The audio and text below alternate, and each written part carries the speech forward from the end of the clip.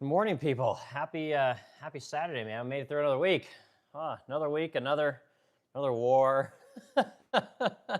another another whatever, another big ball of garbage that we got to deal with. So, hope you guys are ready for a long conversation about this conflict, kind of how it affects America, how it affects the world, kind of where is this thing going, right? Where are we at? Where were we? We're going to do a lot of talking about this conflict and try and figure out ultimately, like, is this a good thing? Is it going to be a good thing, right? Is there something to look forward to? Is it all doom and gloom? Um, will the rest of the world fall in line? Like, will America go in there and just kick the door in and, tell everyone to, put their hands up? Like, I'm not sure exactly where it's going to go, but we're going to talk about it. We're going to do several things in this conversation. I'm going to tell you guys, we're going to talk about where we were before this conflict started, right? That we just kind of have a baseline. Then we can talk obviously about where we're at, kind of what's going on, what the rest of the world thinks about this, how the rest of the world is reacting to this. We're going to talk about where this conflict is going, right? What are some of the benefits of this thing? Mike Murphy, and you're good to see you, Mike. Glad you're here. Thanks, dude. So we're going to talk about that kind of stuff. We're also going to do what's called a SWOT analysis, right? Like, guys, I'm a big fan of the SWOT analysis. And again, it's kind of an archaic way to look at things, but I think it's a very a simple and easy way to look at any situation, anything you're wanting to do as a business owner. You guys know I'm a business owner. It's my main background, So we're going to look at this conflict. We're going to do a SWOT analysis of it and kind of see exactly, what the strengths are, the weaknesses, the opportunities, and the threats, all that kind of stuff. And we're going to analyze it from kind of almost like a business owner's point of view or like an investor's point of view. Because again, there's got to be some kind of a benefit for this conflict. And I don't know about you guys, but I don't see a real benefit. So as we're going through this conversation, we're going over kind of what the issues are, what the issues could be, so on and so forth. I hope that you guys kind of get a better understanding of some of the things that are going on in this conflict. I've done a deep dive on this subject probably for the last 2 days. And so I've got a lot of information. And honestly, I had a tough time categorizing all of it, if I'm being completely honest. Like, it was a hard time. I really struggled to put it in kind of a clear and concise format for us to really talk about it. And truth is that when we start doing these live streams, you guys know it. I give you guys about 2 hours a day when we talk about these issues.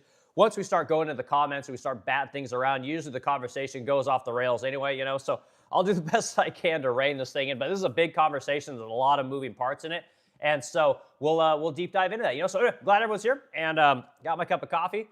Hopefully keep the old voice going this morning, and we'll dig into this thing. Mike, I already said hi to you, man. Appreciate you being here. Who comes in these streams? Who am I? Why are you listening to me? My name is Eric Wilkin. I own the Resplendent Crow here in St. Louis, Missouri. We're a fine boutique furniture company. We do about 500 pieces a year. We got 9 employees, and we do a small 7 figures in revenue. Me and my wife own this company, and we've been in it for about 10 years now. So I've been doing it for a long time. I'm a lifelong furniture maker. I've worked in aerospace my entire life, so I know a lot about aviation, about design, about the FAA, things like that. So that's kind of my background, and that's where I come from. So if you guys like this kind of content, hit the like button, add a discussion, and let's get going, guys. All right, so the topic of discussion today is that America will win this war, right? Everyone's going to fall in line, but at what cost? Like, what is this going to cost this country? Like, what are we all willing to sacrifice for this thing?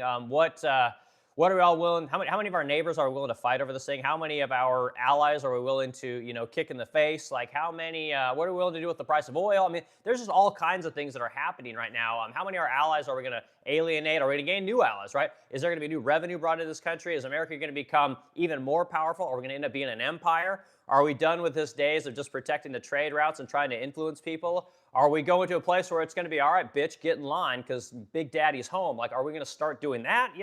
There's a lot of interesting things happening in this world right now, and I don't know exactly what's going on, but let's try and paint a picture, So let's get after it, guys. So the first question I wanted to ask, and I made sure I wrote it down because, again, there's so much content here, guys. So bear with me as I kind of go through a few things with you. Give me 3 or 4 minutes here, and then, again, we'll dig into the comments. If you guys have suggestions, like I said, put them in there for me and let me know, okay? What I think it's very important that the first question that we ask is what did the world look like before this conflict? Like, we're in day 22, and things have changed dramatically, and it's interesting. Like, I was alive for Iraq, right? I was one of the guys that signed up for the military. I wanted to go kill terrorists. I was going to go be a light wheel mechanic. I couldn't duck walk, and they kicked me out in MEPS. Like, I'm literally out the door, to go to basic, and they tell me, sorry, man, you can't duck walk. We're not going to take you, So probably saved my life if I'm being completely honest. But point is that this looks a lot like kind of what happened there. Like, we were talking like, George Bush has got us, riled up. Like, we're going to go kick the door and we're going to go, get Saddam Hussein. We're going to be there for a couple of weeks. We're just going to roll through and that's it, right? took us 8 years, like to get out of that conflict, right? But before it all went on, yeah, we went in there and we, kicked ass and took names and all that kind of stuff. But at the end of the day, we couldn't get out, and this is that whole nation building thing. And this Pete Hegseth guy and Donald Trump and Marco Rubio, they seem to be pretty keen on not sticking around. I don't know how that's going to work. I don't know how they're just going to pull out. It's like that's never any fun, right? But the point is that may be what we have to do in order to get out of this conflict, because Trump, if we're being completely honest, is in just a world of shit here at home. Like, he is just really in trouble with the people. And if you go online, right, you go on Fox News, places like that, you think that 100% of Trump supporters support him. You think that, MAGA is just right behind Trump, and you think that the Republican Party is behind Trump, the people are behind Trump, and everyone's like, let's go get Iran, and I don't know if that's necessarily true, so with that being said, I don't even watch Fox News anymore, if I'm being completely honest. I don't watch CNN. I rarely go on X for my information. I'm actually going to this little website called Al Jazeera, right? Which used to be the propaganda website during the Iraq War, right? Which, when we were executing these conflicts in Afghanistan and Iraq, this was the propagandist website. And turns out that the best source of information is actually overseas now. We have a massive propaganda campaign, and this happens every time we start a war, So I want you guys to be aware of that. Just be aware that there's a lot of disinformation out there. There's a lot of people that have a vested interest in seeing this conflict happen. And again, no shade on those people, but just look at different kinds of sources, guys. Don't always go to one source for information. Be willing to listen to content that you don't like, because oftentimes it will get you thinking and looking in different directions, right? So, all right, let's dig into it. Where were we before this war, okay? Hit the like button, you guys. Add to the discussion. Hit the subscribe button if you like this kind of content. You guys like to know about small business. You like to know about woodworking. You like to know about paint companies. You like to know about metal, okay? I own a furniture, paint company, and we do a lot of metal work. We're known for our high quality, I guess, boutique type furniture. Very blingy. Chicks love it. Remember, we got the finish so you can see your face in. So check it out, theresplendentcrow.com, if you guys want to see some cool furniture. Okay, so things before the war. Here's the important stuff, guys. So before the war, what you had going on here is you had, obviously, oil affects everything. You guys go to the gas station lately? I went and filled up my car. I was like, holy shit. Clearly something's going on over there, right? So oil was trading about 60, 65 bucks a barrel prior to this conflict happening. Now we're well over $100 a barrel, and it tends to spike. There's a ton of volatility in it. You'll see that oil price go from $120 down to like $90 in a day. You'll see $30 swings, right? Which is kind of odd, because America makes all of its own oil, right? So why are we subject to this, and why is this such a big deal? And the truth is because we participate in this big global market for energy. Even though America doesn't need to participate, we do, and so we're subject to this thing that happens in a place that, again, none of us are ever going to go. And this is probably a really big, important part of this discussion that we're going to get into a little bit later. But this conflict is being executed in a place, guys. Again, you're not going to go to this place. Our kids aren't going to go to this place. Odds are this place is never going to move in the direction that Americans would want it to move. It's always going to be a monarchy. These places are always going to be theocracies. These places are probably always going to be really repressive towards women. And you know what? That's fine. Those people need to operate the way that they are. I'm one of these guys. I think that the world is a petri dish, right? And in order to appreciate how good you have it in your country, you got to see how shitty it is for people in other countries. I'm just one of these people. Like, again, you can say what you will about the people of Iran. We're going to go liberate them. It's going to be better for them. The women are going to be able to wear thongs and G-strings and hang out on OnlyFans, and it's going to be amazing. It's going to be just like America. I don't necessarily think that that's a good thing, So we'll see how that goes. Okay, but anyway, oil was really cheap. Like, oil was moving in the direction. You guys remember when Joe Biden was in office and gas was like $4 or $5 a gallon? Like, it got really expensive there for a little bit, and then it calmed back down. Trump came in, drill, baby, drill, all that kind of stuff. And again, started promoting the propping up of energy, right? We're going to be drilling in Anwar. We started kind of working our relationships with a lot of other countries. We started getting more oil from Canada. We started getting more oil from Mexico. We're building a new refinery in, was it Louisiana? I don't remember exactly. It's Louisiana or somewhere down there in the Gulf, right? These are good things, but the war clearly is more important than all of that stuff, because again, all the energy that we produce here is actually put on the market for export, right? And it goes on this world market thing, and we're all subject to that shit. So it's really important that we get the volatility in this region down, because again, it's going to affect everyone in the pocketbook, right? Everything's wildly expensive. Again, when we elected Trump to run for president, or when we elected Trump to be president, I was saying all my streams, the guy won the popular vote, which hadn't happened since Reagan. Won the swing states, right? Which hadn't happened since Reagan. The guy won everything. He's got the Senate. He's got the House. He's got the Supreme Court. He's got everything.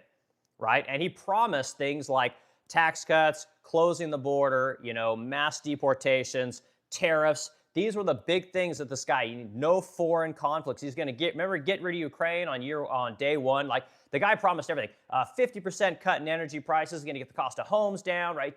Inflation's going to come down. Like it's going to be the golden era, okay?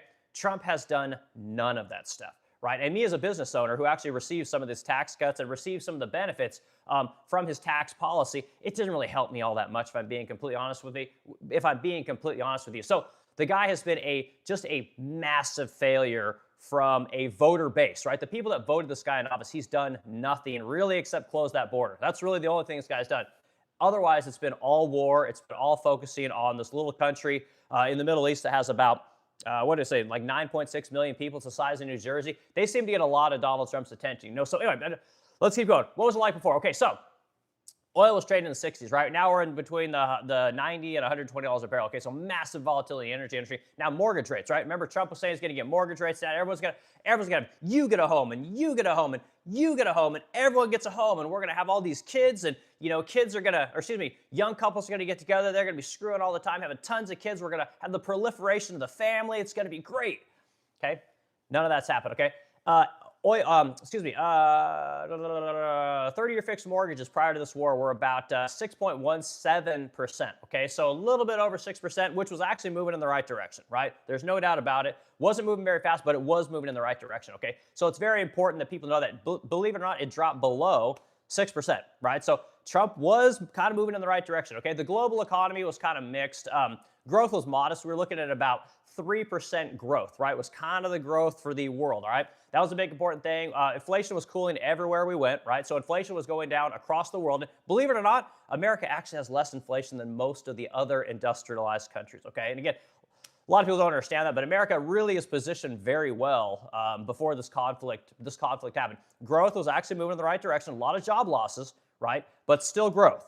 Right? You still had businesses becoming more efficient. They're moving people out. They're bringing in more AI, right? They're bringing in that third world labor that I'm always telling you guys about. They're sending work to the third world. Like everyone's getting along. GDP is moving in the right direction. Inflation's coming down. A lot of good things happening. Whether you like it or not, that's just the truth of it, okay? So the Middle East, tensions high after June 25th, Iran, Israel clashes, but no full war. Gaza ceasefire held, right? I love this one. The Gaza, we had a Gaza ceasefire, guys. You know what really happened? Like they just literally carpet bombed the entire region, right? So there was nothing left, right? So of course the conflict is over. The one side won, but for some reason they don't like to talk about that. But anyway, so okay, so geopolitically, U.S. focused on domestic recovery and China rivalry, which was kind of a good thing. We got the the Russia-Ukraine war still kind of dragging on. Not much happening there. And again, oil markets calm, and the big one, guys, the Strait of Hormuz was opened. Strait of Hormuz. I'm thinking of vermouth. Like I'm ready to mix cocktails at 6 o'clock in the morning. Anyway, so what you guys need to understand about the Strait of Hormuz, I don't hear a lot of people talk about, was you had 30 to 50 vessels running through that strait every day. And they had been running that strait every day since the 80s. There was no issue there, right? No one was talking about the strait. It wasn't a thing. Commerce was normal and had been normal, right? The energy that was coming out of there, natural gas and oil, was moving normally. No conflicts whatsoever. Europe was getting its gas. China was getting its gas. Europe was getting its oil. China was getting its oil, right? Everything was fine. Okay? Well, say what you will about, again, the oppressed women in Iran and how awful that regime is and the Ayatollah and this and that, or whatever you guys want to think. Fact is, for the world, things were moving in the right direction. Okay? Now, let's go post-war, right? So America decides we're going to go in there, we're going to kick the door, and we're going to look, motherfuckers, Team America, right? This is what's going to happen. Okay, so let's look at what's happened after that. Okay, here we go. So Brett, great. Again, guys, give me just a few more minutes, then we're going to dip into comments, and then we'll say hi to everyone. You guys put your opinions in there. We're going to run this conversation up. You guys are in the stream, like I said, hit the like button, hit the subscribe button. Let's tell me what you guys think about the war. Tell me what you think the solutions are. Where's America going to be in the short term? Where's America going to be in the midterm, right? 1 to 3 years.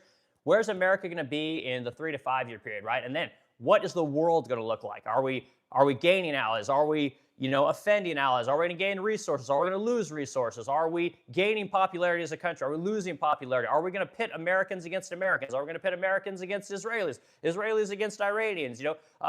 NATO against America. What is going to happen to all these factions and all these relationships? Because this is what I think the big problem is going to be, is all of our relationships are about to change in a massive way. And I don't know that Donald Trump's the right guy to be the president at this particular time, because the guy has a massive ego and he doesn't really get told no very often. So it's going to be interesting to see what happens with this guy. Okay, so now, after post-America going into Iran, okay, oil is jumping between, like I said, $90 and $120 a barrel. Now, if this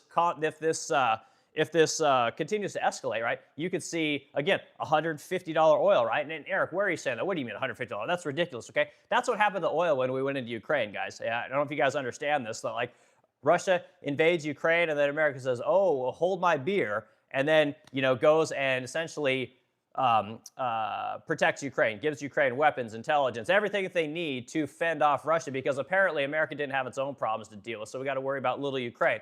So we got involved in that, right? So you guys want to know where a lot of our munitions went? You want to know where a lot of our tax dollars went? You want to know a lot of where our time and energy went?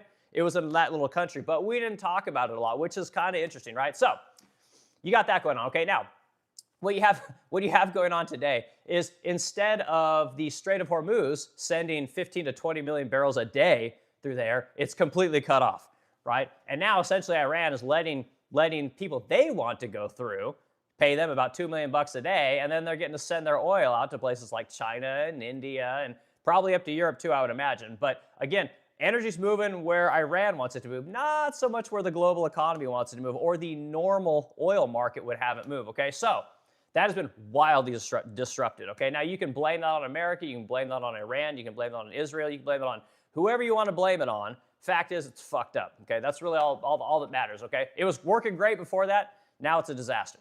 All right, mortgage rates. So have mortgage rates come down? Are people more willing to give America money, right, for debt, for bonds, for treasuries, all these kind of things that affect the 10-year, which is what happens with mortgages? Does the rest of the world feel like America is the safe haven to put its dollars, right, to put its excess capital, right, that it wants to keep safe? If that was the case, you would see the 10-year bond yield go down, right, because it'd be easy to get that money in here. When it's not easy, guess what? You got to raise that yield. And when you raise that yield, everyone has to pay for it that needs mortgages, okay? So what happened to that, okay? Before, we were teetering just a skosh under 6. Well, now we're up to about 6.4%. So that's even going in the wrong direction. So as this war is being executed, and we're starting to do this kind of stuff, so we've lost on oil. Now we're losing on mortgages, right? We already know the housing market's in deep shit. Finally, we got, I think I read somewhere we got 600,000 more sellers than we do buyers, right? Which means that people want to get the hell out of their homes. The cost of living is getting too high. Now we got the cost of energy going up. Mortgages are even going up more. Again, people are losing their jobs. They may have to move. So we may see a massive crash in the housing market because people got to dump their homes on the market, which is kind of scary, because if you guys know anything about the 2008 Great Financial Crisis, what happened was companies like Berkshire Hathaway, BlackRock, and a few others literally went and bought up all these cheap homes.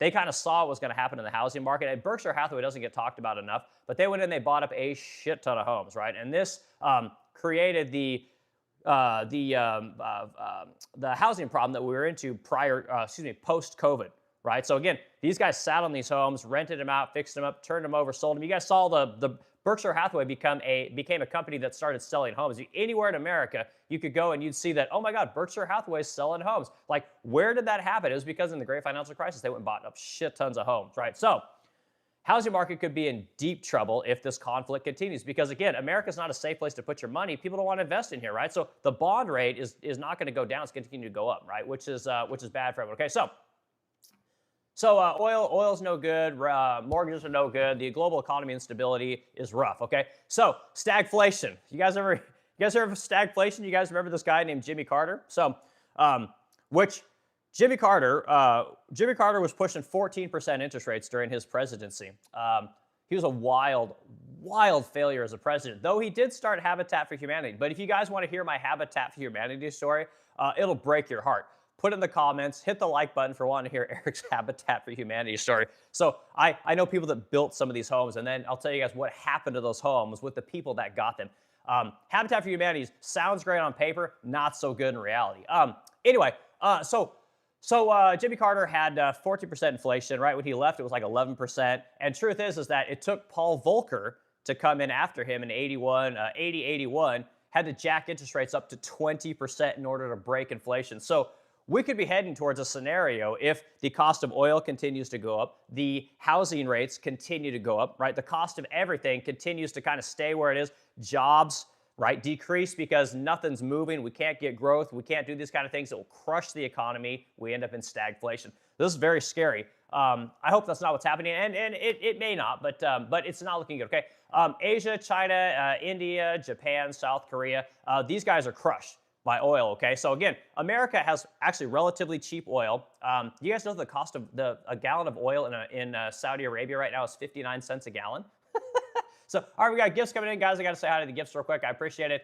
Lauren Check 11's in here says high five. All right, man. Lauren Chen, I really appreciate your gift. You guys want to get your comments read? You want to get on the conversation your way? Send a gift through Super Chats. I always make sure I respond to those things. And again, I'm getting into comments. Last couple things and we're done, okay? Asia's in deep shit because they're more affected by energy than anybody. If you guys have ever been over to Europe, I spent a bunch of time in New Zealand. Fuel is wildly expensive in most of the world, guys. We here in America, we're kind of spoiled in that regard, which is nice. It's one of the reasons that we can grow so quickly. It's one of the reasons that everyone can move around and live outside of the cities. Cheap fuel is vital to the world. And again, the rest of the world has to pay more for it than we do, actually. So, yeah, Europe's in deep shit right now. They're probably going to end up in a recession because of the whole oil thing. So that's bad. Global GDP growth is now going down. We're going to move into the negative, right? So this is all kind of bad stuff there. Geopolitical.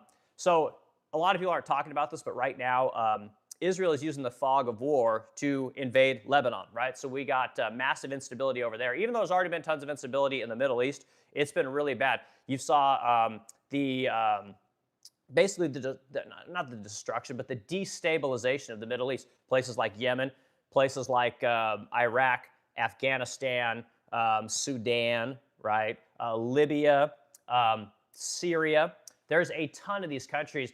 None of them have gotten better since we entered into the Middle East. They've all been destabilized, and they've all been, a lot of them are failed states at this point, which is kind of wild. Like we talk about, like, oh God, it's going to be great. We're going to go liberate Iran. They're going to greet us as liberators. So we can't wait to go there. The women are ready for us to be there. The citizens are marching in the streets. They cannot wait for America to get there, okay? Same thing happened in Iraq. You guys remember? Oh my God, they're going to greet us as liberators. It's all propaganda, guys. Like I said, this Iran is just going to become another failed state, right? And so if we know that every place that America goes into in the Middle East becomes destabilized and the people are not better off, why are we doing this, okay? And that's going to lead into the Greater Israel Project. And again, you guys, this isn't a Jews versus Israel thing. This is just looking at the brass tacks, right? And again, we're going to look at all of this through the SWOT analysis, guys. But point is that I believe that the only reason we're there is for the Greater Israel Project. And again, I could be crazy, but I can find zero benefit for America to be in Iran. So if you guys got a reason why we should be there, you need to put it in the stream. Let's bat it around. I want you guys to tell me why I'm wrong, because I see it all over the news that I'm wrong, and that anyone that I know doesn't support this war, but apparently we're all wrong. But we just got to watch what's going on X. We got to watch what's happening on CNN, and apparently they're going to give us the real information. I don't buy it. I don't know one good reason why we're there. And as far as I can tell, everything that we've done since starting this conflict has been worse for the world, and especially has been worse for the American, right? And as an America First type person, there's no benefit to us being over there, as far as I can tell. So that's how I'm going to start this conversation, right? So I gave you guys what the world was like before. Now we're going to look at what the world, I told you guys what the world was like after, right? So let's bat this topic around. Next, we're going to dig into SWOT analysis, and we're going to look at how does this thing end, right? What happens when we are in this conflict for the next, 2 to 3 months, 6 months, a year? Where are we going to go with this conversation? So, all right, here we go, guys. I appreciate everybody being here this morning. So we got a lot of people in here. Again, hit the like button, add a discussion. You like to have these kind of conversations. You like it when your streamers actually interact with you guys and we have real conversations with the people that are in the cast. That's what I do. I try to give you guys a couple hours every morning to do this thing. All right, Mike Murphy was first in here this morning. Mike, good to see you, dude. All right, Serpent Bloodline says, I hate pullout. I know, me too, man. All right, Trump ain't no trouble. All right, cool, man. Only facts here. I hope so. This is, who's this? Sunday Justa or Sendo Justa. All right, cool. This war won't make anything better to normal people. It never does. And I don't think it will. I think this is the problem. K-shaped economy hellhole. Okay, hello, Mr. Eric. The name Eric means eternal ruler. It stems from the Vikings of Norway. I've heard that before, Chosen Law, man. I appreciate it. Okay, Chosen Law's been here a long time. We got a lot of people that come in this stream that come in every day. And again, I really appreciate all you people. I try and call all you guys out and say thank you because, again, it means a lot to me that people would spend their time listening to some guy who never graduated high school talk about politics and talk about business. Okay, let's go towards the end of our stream. We're going to go a few comments back. We're going to continue on. Again, you guys want your comment read right away? Use the super gift, super chat button and get you read immediately. Okay, Matthew Gociano's in here. Better not put boots on the ground over there because we're not allowed European airspace. Okay, so yeah, this is interesting. Living life one hope at a time. 67 F Israel. Okay, okay, so.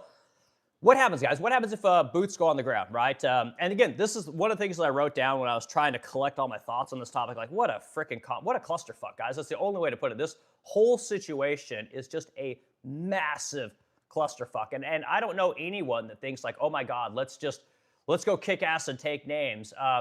Because it really is, it's affecting everyone in a negative way. Again, had we not went into Iran at all, like again, say what you will about the people of Iran, say what you will about the government there, say whatever you want about the Israel-Iran, back and forth, but the world was moving along just fine from what I gather. So maybe there's something at the end of this conflict that I don't see, but maybe things are going to be better. So I'm curious to know why. So your comment there, the boots on the ground thing. So this is kind of interesting. So if you guys know, do a little bit of research on the country of Iran, the topography, what you guys are going to find out is that Iran makes Afghanistan and Iraq look like Kansas. Like, this is a very mountainous area.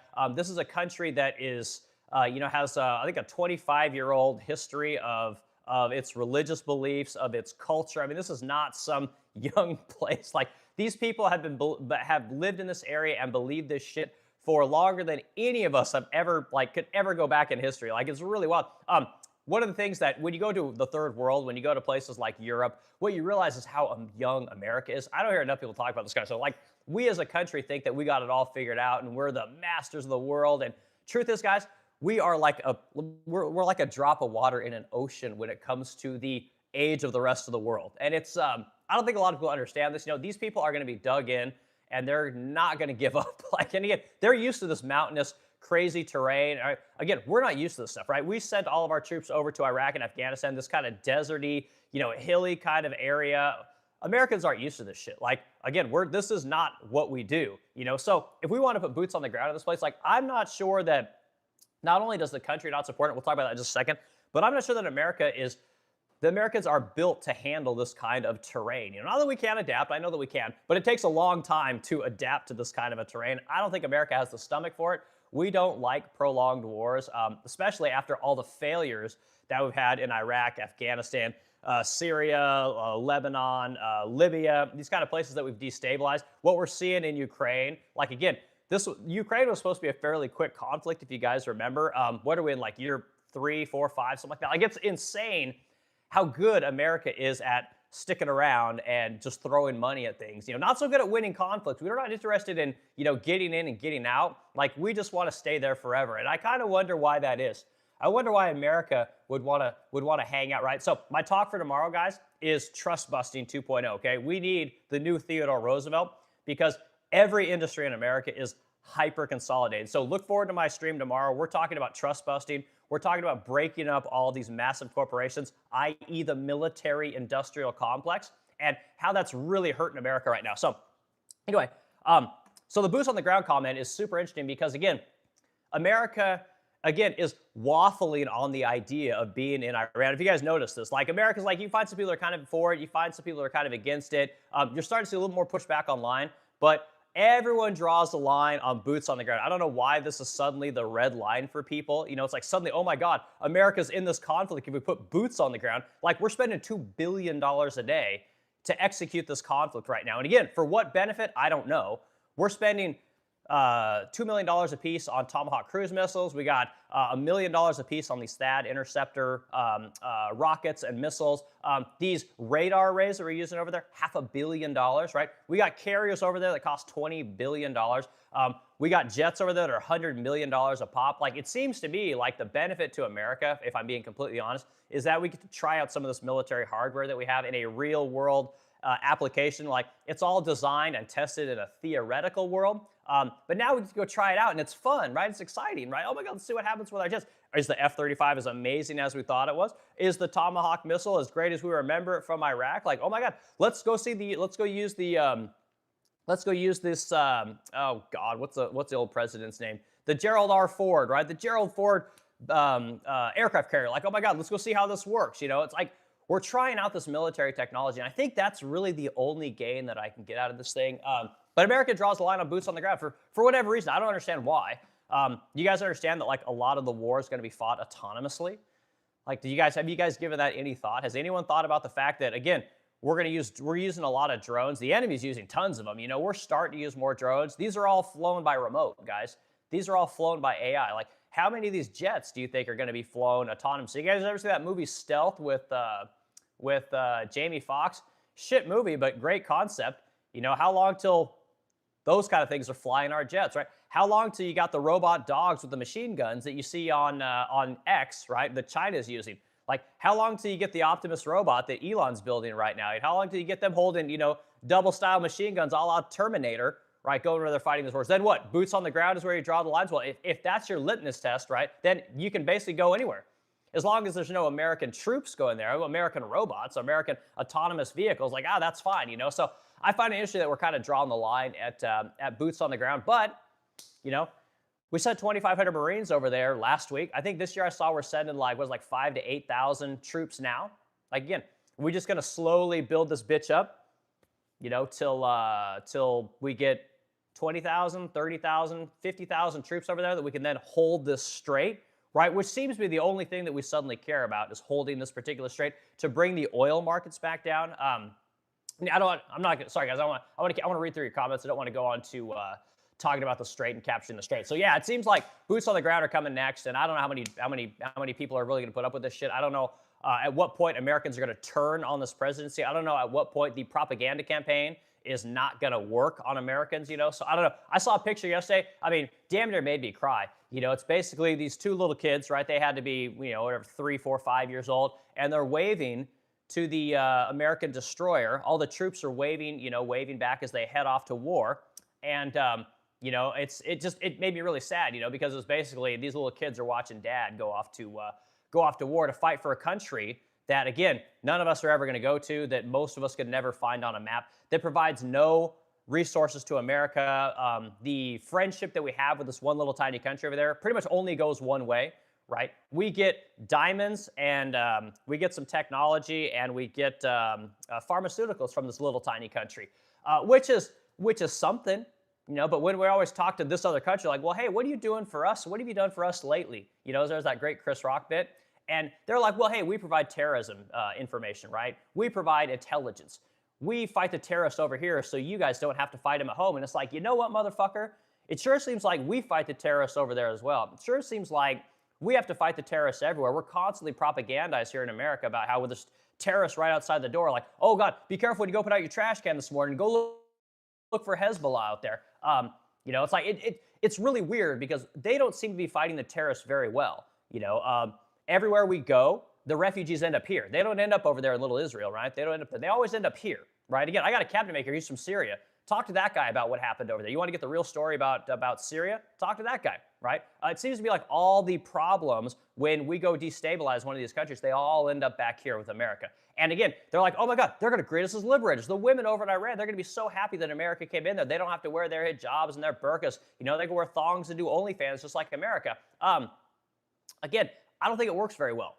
The relationship that we have over there, the whole, you know, quid pro quo, you know, the cost-benefit analysis, the SWOT, which we're going to do in a second, doesn't seem to work in America's favor, yet we always end up over that, right? So if you guys listen to this Professor Zhang guy, I think that's his last name, he's suddenly all over the internet. Everyone's looking to this guy for all the answers. He would rule out the fact that Donald Trump's essentially being blackmailed.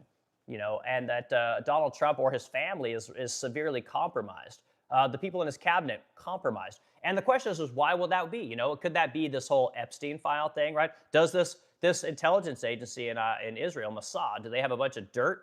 Because again, like Trump's family, again, is from the Israel of America, which is New York, right? His daughter converted to Judaism. His son-in-law is a massive Middle East investor, right? He has I think, Affinity Group, I think is his company, and is a personal friend of Benjamin Netanyahu.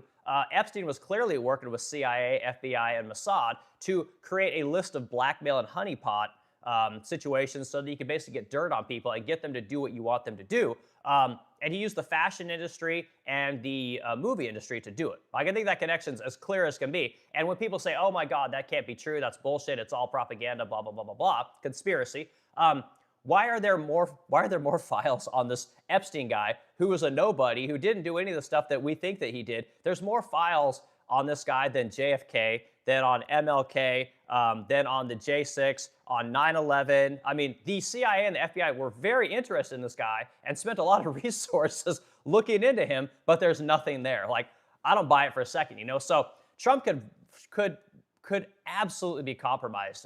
So anyway, let's go into comments. Sorry, guys, I start to run my mouth. All right, living life. Let's see, release the Trump Epstein files. I know if Trump doesn't unfuck the situation in Iran and in America, not doing what he said he was going to do, not doing what the 80 million people that voted him elected him to do, he's going to go down as the Epstein president. He's literally, and I think it kind of bugs him that it's not called the Trump administration, it's called the Epstein administration. I think it's a great dig on this guy. It's a good chink in his ego, which is good. Everyone needs someone that's willing to, knock him down a couple pegs. So I think that's a good thing. Okay. Let's see, Ilhan Omar out of America. Okay, yeah, I know a lot of people don't like this Ilhan Omar. You guys notice that now this war thing started, you don't seem to hear anything about that whole Somali situation. Again, that thing just disappeared. Like, why is that? Where's all the fraud? You guys remember I went on Fox, he was like, oh my God, these fucking Somalis, get these people out of here. They're terrible Americans. Ilhan Omar's the worst. Oh God, get all these illegal aliens out of here. These people are sucking off the federal government. They're sucking off of all of us. They're nothing but a drain. Okay, well, I got a little country over in the Middle East that's a bigger drain on the American taxpayer than any Somali people will ever be. All the fraud that's in California, supposedly, which is the next big thing we're supposed to focus on, this one little country gets more money than all of that shit combined. But again, don't talk about that. That's anti-Semitism, right? That's Jew hatred, all these kind of things. That's what they want to distill it all down so that you won't talk about it. But anyway, this one little country seems to get a lot of that attention and a lot of that money. But anyway, yeah, I don't think Ilhan Omar is a problem. I don't think that the whole Somali thing is that big of a deal. That's a state issue. Let the state deal with that kind of stuff. If the feds want to cut all that money off, great. Give the money back to the people. That's kind of how I look at it. I'm one of these people. I don't think that, again, I think there's so much fraud in this country. Again, focusing on one little group of people does no good. You got to focus on the root, and the root is the federal government. So anyway, all right, Derek White, good to see you, dude. All right, 29. Everyone is going to get what they want so long as they submit to America.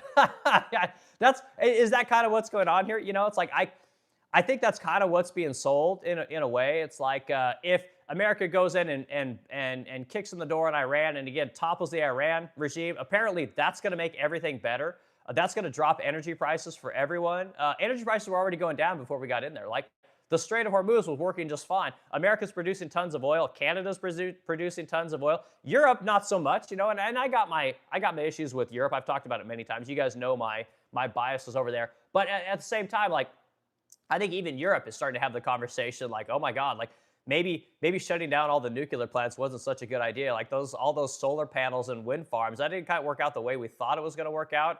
The severing of Nord Stream during the Ukraine-Russia conflict maybe wasn't such a good thing, even though it benefited all of our companies. So we're a huge net exporter of natural gas here in America. We're just cashing checks, sending that money over to Europe, and we've been doing it for years now. So anyone that's in the LNG space here in America loves the Ukraine war because we're printing money if you're one of these companies. Okay? Not so good for Americans who have to pay, shit tons for LNG, but great for the companies that get to send it over to probably the people that are willing to pay the most money for it, So awesome for capitalism, not so great for the American. But anyway, LNG is not so bad. So, Okay, all electric, all trackable, controllable. This is user FC1EN. Hey, I don't know if you've been here, dude. Thanks for being here, guys. And again, hit the like button, guys. Add a discussion. I want to get. We're going to do 2 hours today. You know, maybe 3. It kind of depends on how many people want to talk about this topic. Hit the like button. Again, I want to get this thing up to at least 50 likes. We should be there, no problem. So, okay, yeah, electric vehicles. So you guys know I got a Tesla. But I'm one of these guys, like, I hate electric vehicles. I think that literally when you buy an electric vehicle, your dick shrinks by about 1 inch because there's nothing manly about these things. And this is where the world is going, right? Where everything's gonna be trackable, everything's gonna be electric, everything's gonna be about convenience, right? The robots are gonna come in, they're gonna do all the work for you guys. You're all gonna be on UBI, you're all gonna live in 50-minute cities. No one's gonna fix anything. No one's going to build anything themselves. We're all just going to be, we're basically going to get big eyes like the aliens because all we're going to do is watch screens. You know, and our brains are going to get super massive because all we're going to do is think about what we're watching all day long. And it's not a great looking world if you ask me, you know. But anyway, I like your comment, dude. I own a Tesla, but I don't like them. It's for my wife. I like old vehicles. I got an old 2005 Volkswagen Touareg, the most unreliable vehicle ever made. Just replaced all the belts, all the pulleys, did all the fluids, never had a problem with it. Not one problem, you know. So which I think that's a real problem. I think people just don't want to work with their hands anymore. I think that our society is moving away from fixing shit themselves and making things to where we all just live in cities and everything's sent to us. It's all made by the third world. And if we don't want to do the work here in America, we'll just bring the third world in, right? Which again, if you guys listen to my cast, you know that the reason you guys can't make any money, the reason your college degree isn't worth shit, is because again, they sent all the jobs to China starting in 2001. They brought the third world in here because, again, you guys don't want to work for the wages that the big corporations want to pay you. And again, tomorrow, we're talking about trust busting. We're talking about Theodore Roosevelt 2.0, how we need to break up all these massive corporations because, again, these massive corporations are a huge problem. And I say this as a capitalist, right? So we're talking about that tomorrow. All right. More for this. APAC helps. Okay, APAC, yeah, this is Mr. Joker. So APAC is a massive problem. You guys don't know who APAC is. APAC is I believe, the largest donor to all of our Congress people in our government, right? This is a lobby for the state of Israel. And the largest donor, from what I understand, to APAC is the guy that owns OnlyFans, right? So when you hear stats like 50% of all women age 18 to 24 are on or have been on OnlyFans, you know, little guys watching, you know, your daughters have sex with random dudes, or, you know, play with themselves. You know, maybe they're a mom, maybe they're a daughter, you know, awesome stuff, guys. Like, I love it. So great for our country. This guy is the largest donator to APAC, right? And APAC influences our entire government. And again, might be why we're giving all this attention to this little tiny country that no American's ever going to go to. No American gives a shit about. Again, doesn't affect us in one way, shape, or form. But you guys notice that Congress is pretty silent about this whole situation. You guys know how hard Congress pushed, especially the Democrats, pushed against Donald Trump running for government while this guy was in office. You know how hard they pushed against this guy? You know, constantly were calling him a criminal, constantly charging this guy with all kinds of stuff. I mean, they shot at this guy. They were, if you were part of the Obama administration, you were literally using FISA courts to surveil this guy. I mean, they were doing anything they could to crush this guy, to not get him in office. And guess what? Suddenly they got nothing to say. Nothing. Which I think is very telling, you know, if I'm being completely honest. And again, if you look at APAC, the largest donor to Congress, I think something like 94% of all people in government or all of your representatives and your senators take money from APAC. Again, when you got these sick fucks like Lindsey Graham, I mean, basically orgasming all over themselves on television every night, talking, oh my God, Israel's so great. Israel's going to get this and Israel's going to get that. I can't wait. Send all of our people to Israel. It's disgusting, guys. Ted Cruz, same thing.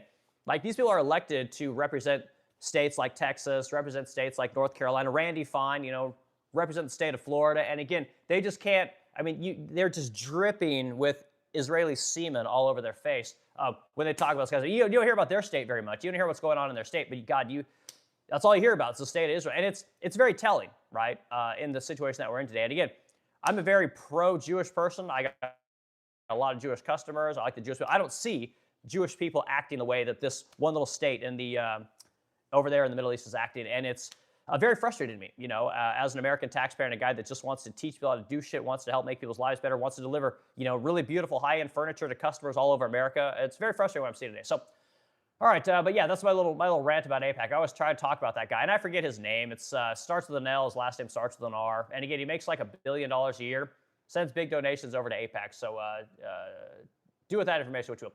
All right, J-Pole 3808, pick one, Ramadan, Hanukkah, Christmas. I'm a Christmas guy. We got the freaking Christmas lamp, right? Christmas story, man. I'm as Christmas as it gets, you know. I love Christmas time is my favorite time of year. It's very nostalgic. I love the music. I love the movies. I love I love going to the mall when they got all the decorations going on. You know, if you could find a mall nowadays, you know, so I'm that guy. So, okay, living life. Okay, Slava, Ukraine. Okay, well, good, man. Like, again, Ukraine wants to keep its country. You got to fight for it, man. There's no doubt about it. I don't think that anyone deserves anything, right? You can keep what you got, but you got to fight for it. It's just like we here in America. You want to keep your nice home, got to make some money.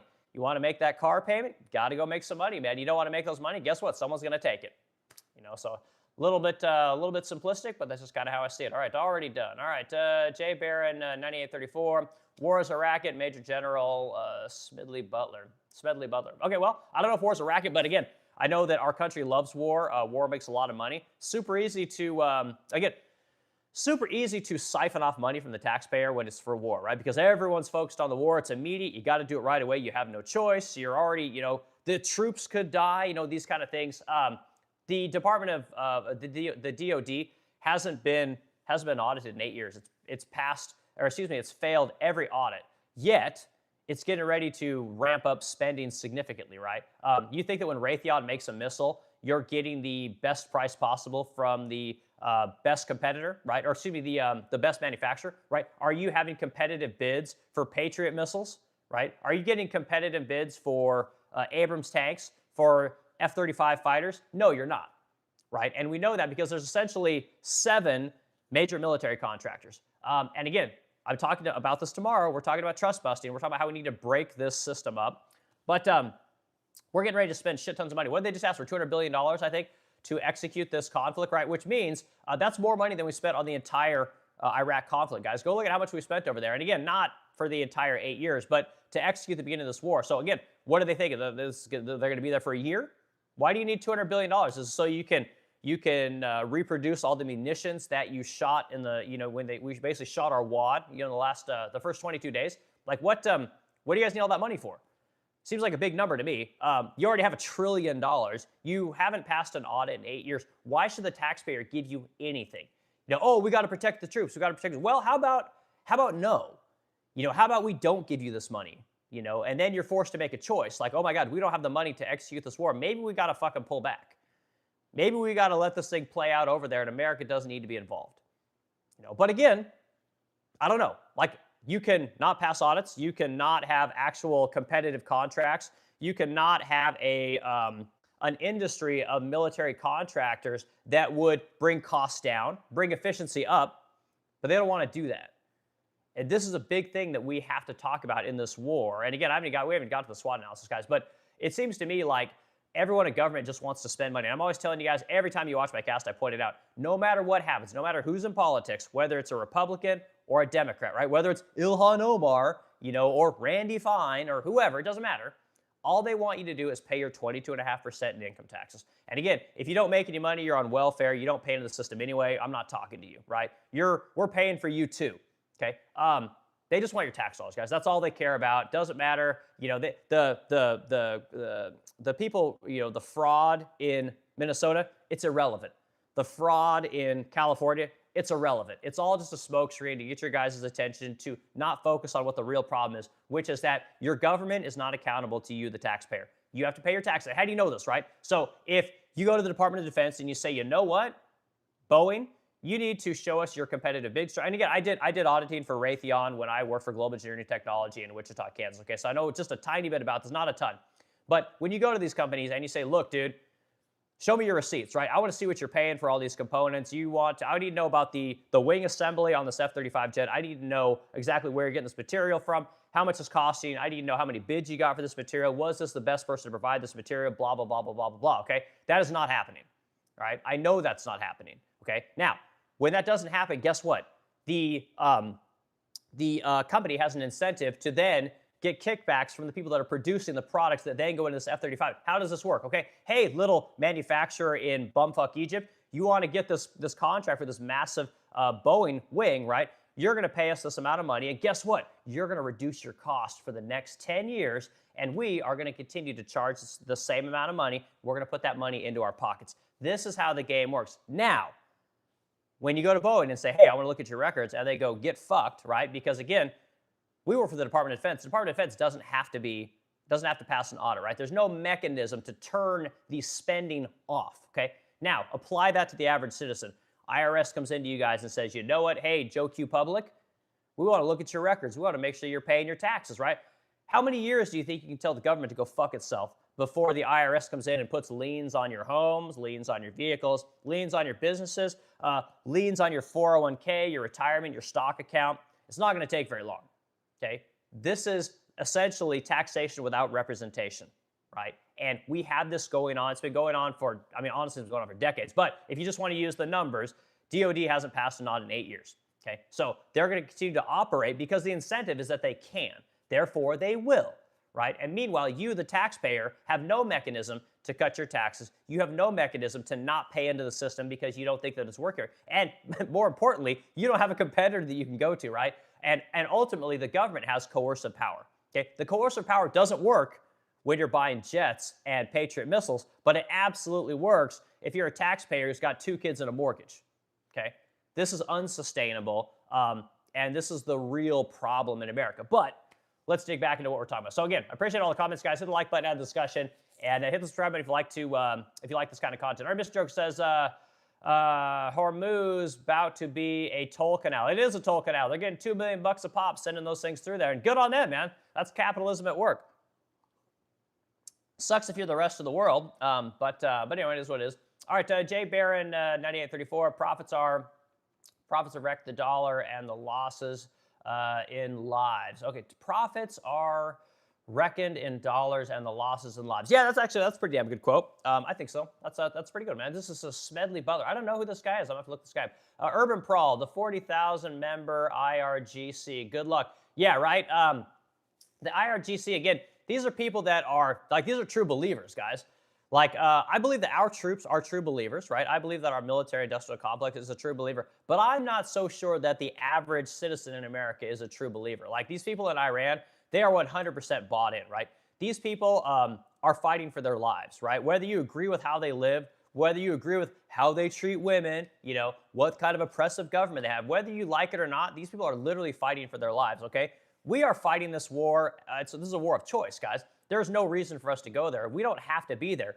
We could execute this conflict anytime we wanted, right? Everything in the world was moving in the right direction, albeit slow.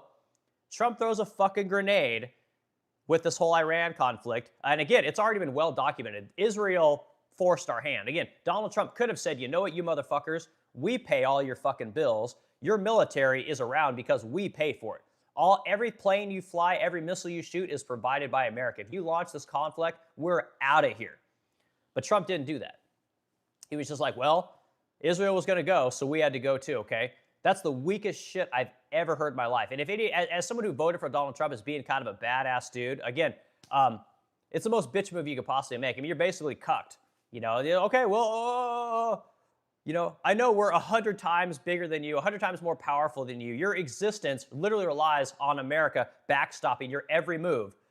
But we couldn't say no to you guys in this particular conflict. Again, if anyone agrees with this, put it in the comments. I want to know where I'm wrong because I don't think a single person can put any, there's nothing that you can possibly say to be okay with America basically getting pulled in this war by little tiny Israel.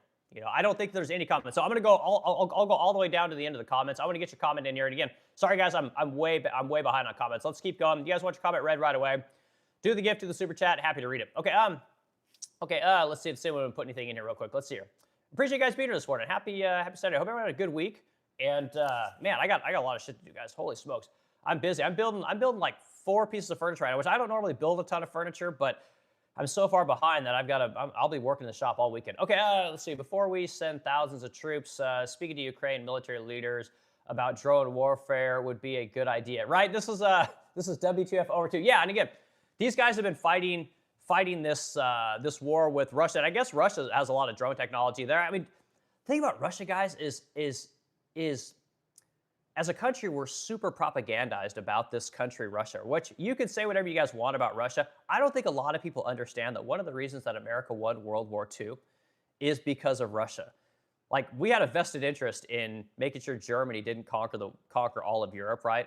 Everyone was involved, and honestly, had Germany not spent so much of its resources trying to fight Russia, Germany could have won World War II, you know. But again, I don't think that we talk enough about the Russia side of things. Like, Russia wasn't always our enemy. Russia hasn't always wanted to, nuke America by putting missiles over there in Cuba. The history behind Russia is a little bit, I think, more nuanced than we've been told here in America. And again, I'm not saying Russia's the greatest country ever. I'm not. But I don't know that they're necessarily as bad as we've made them out to be.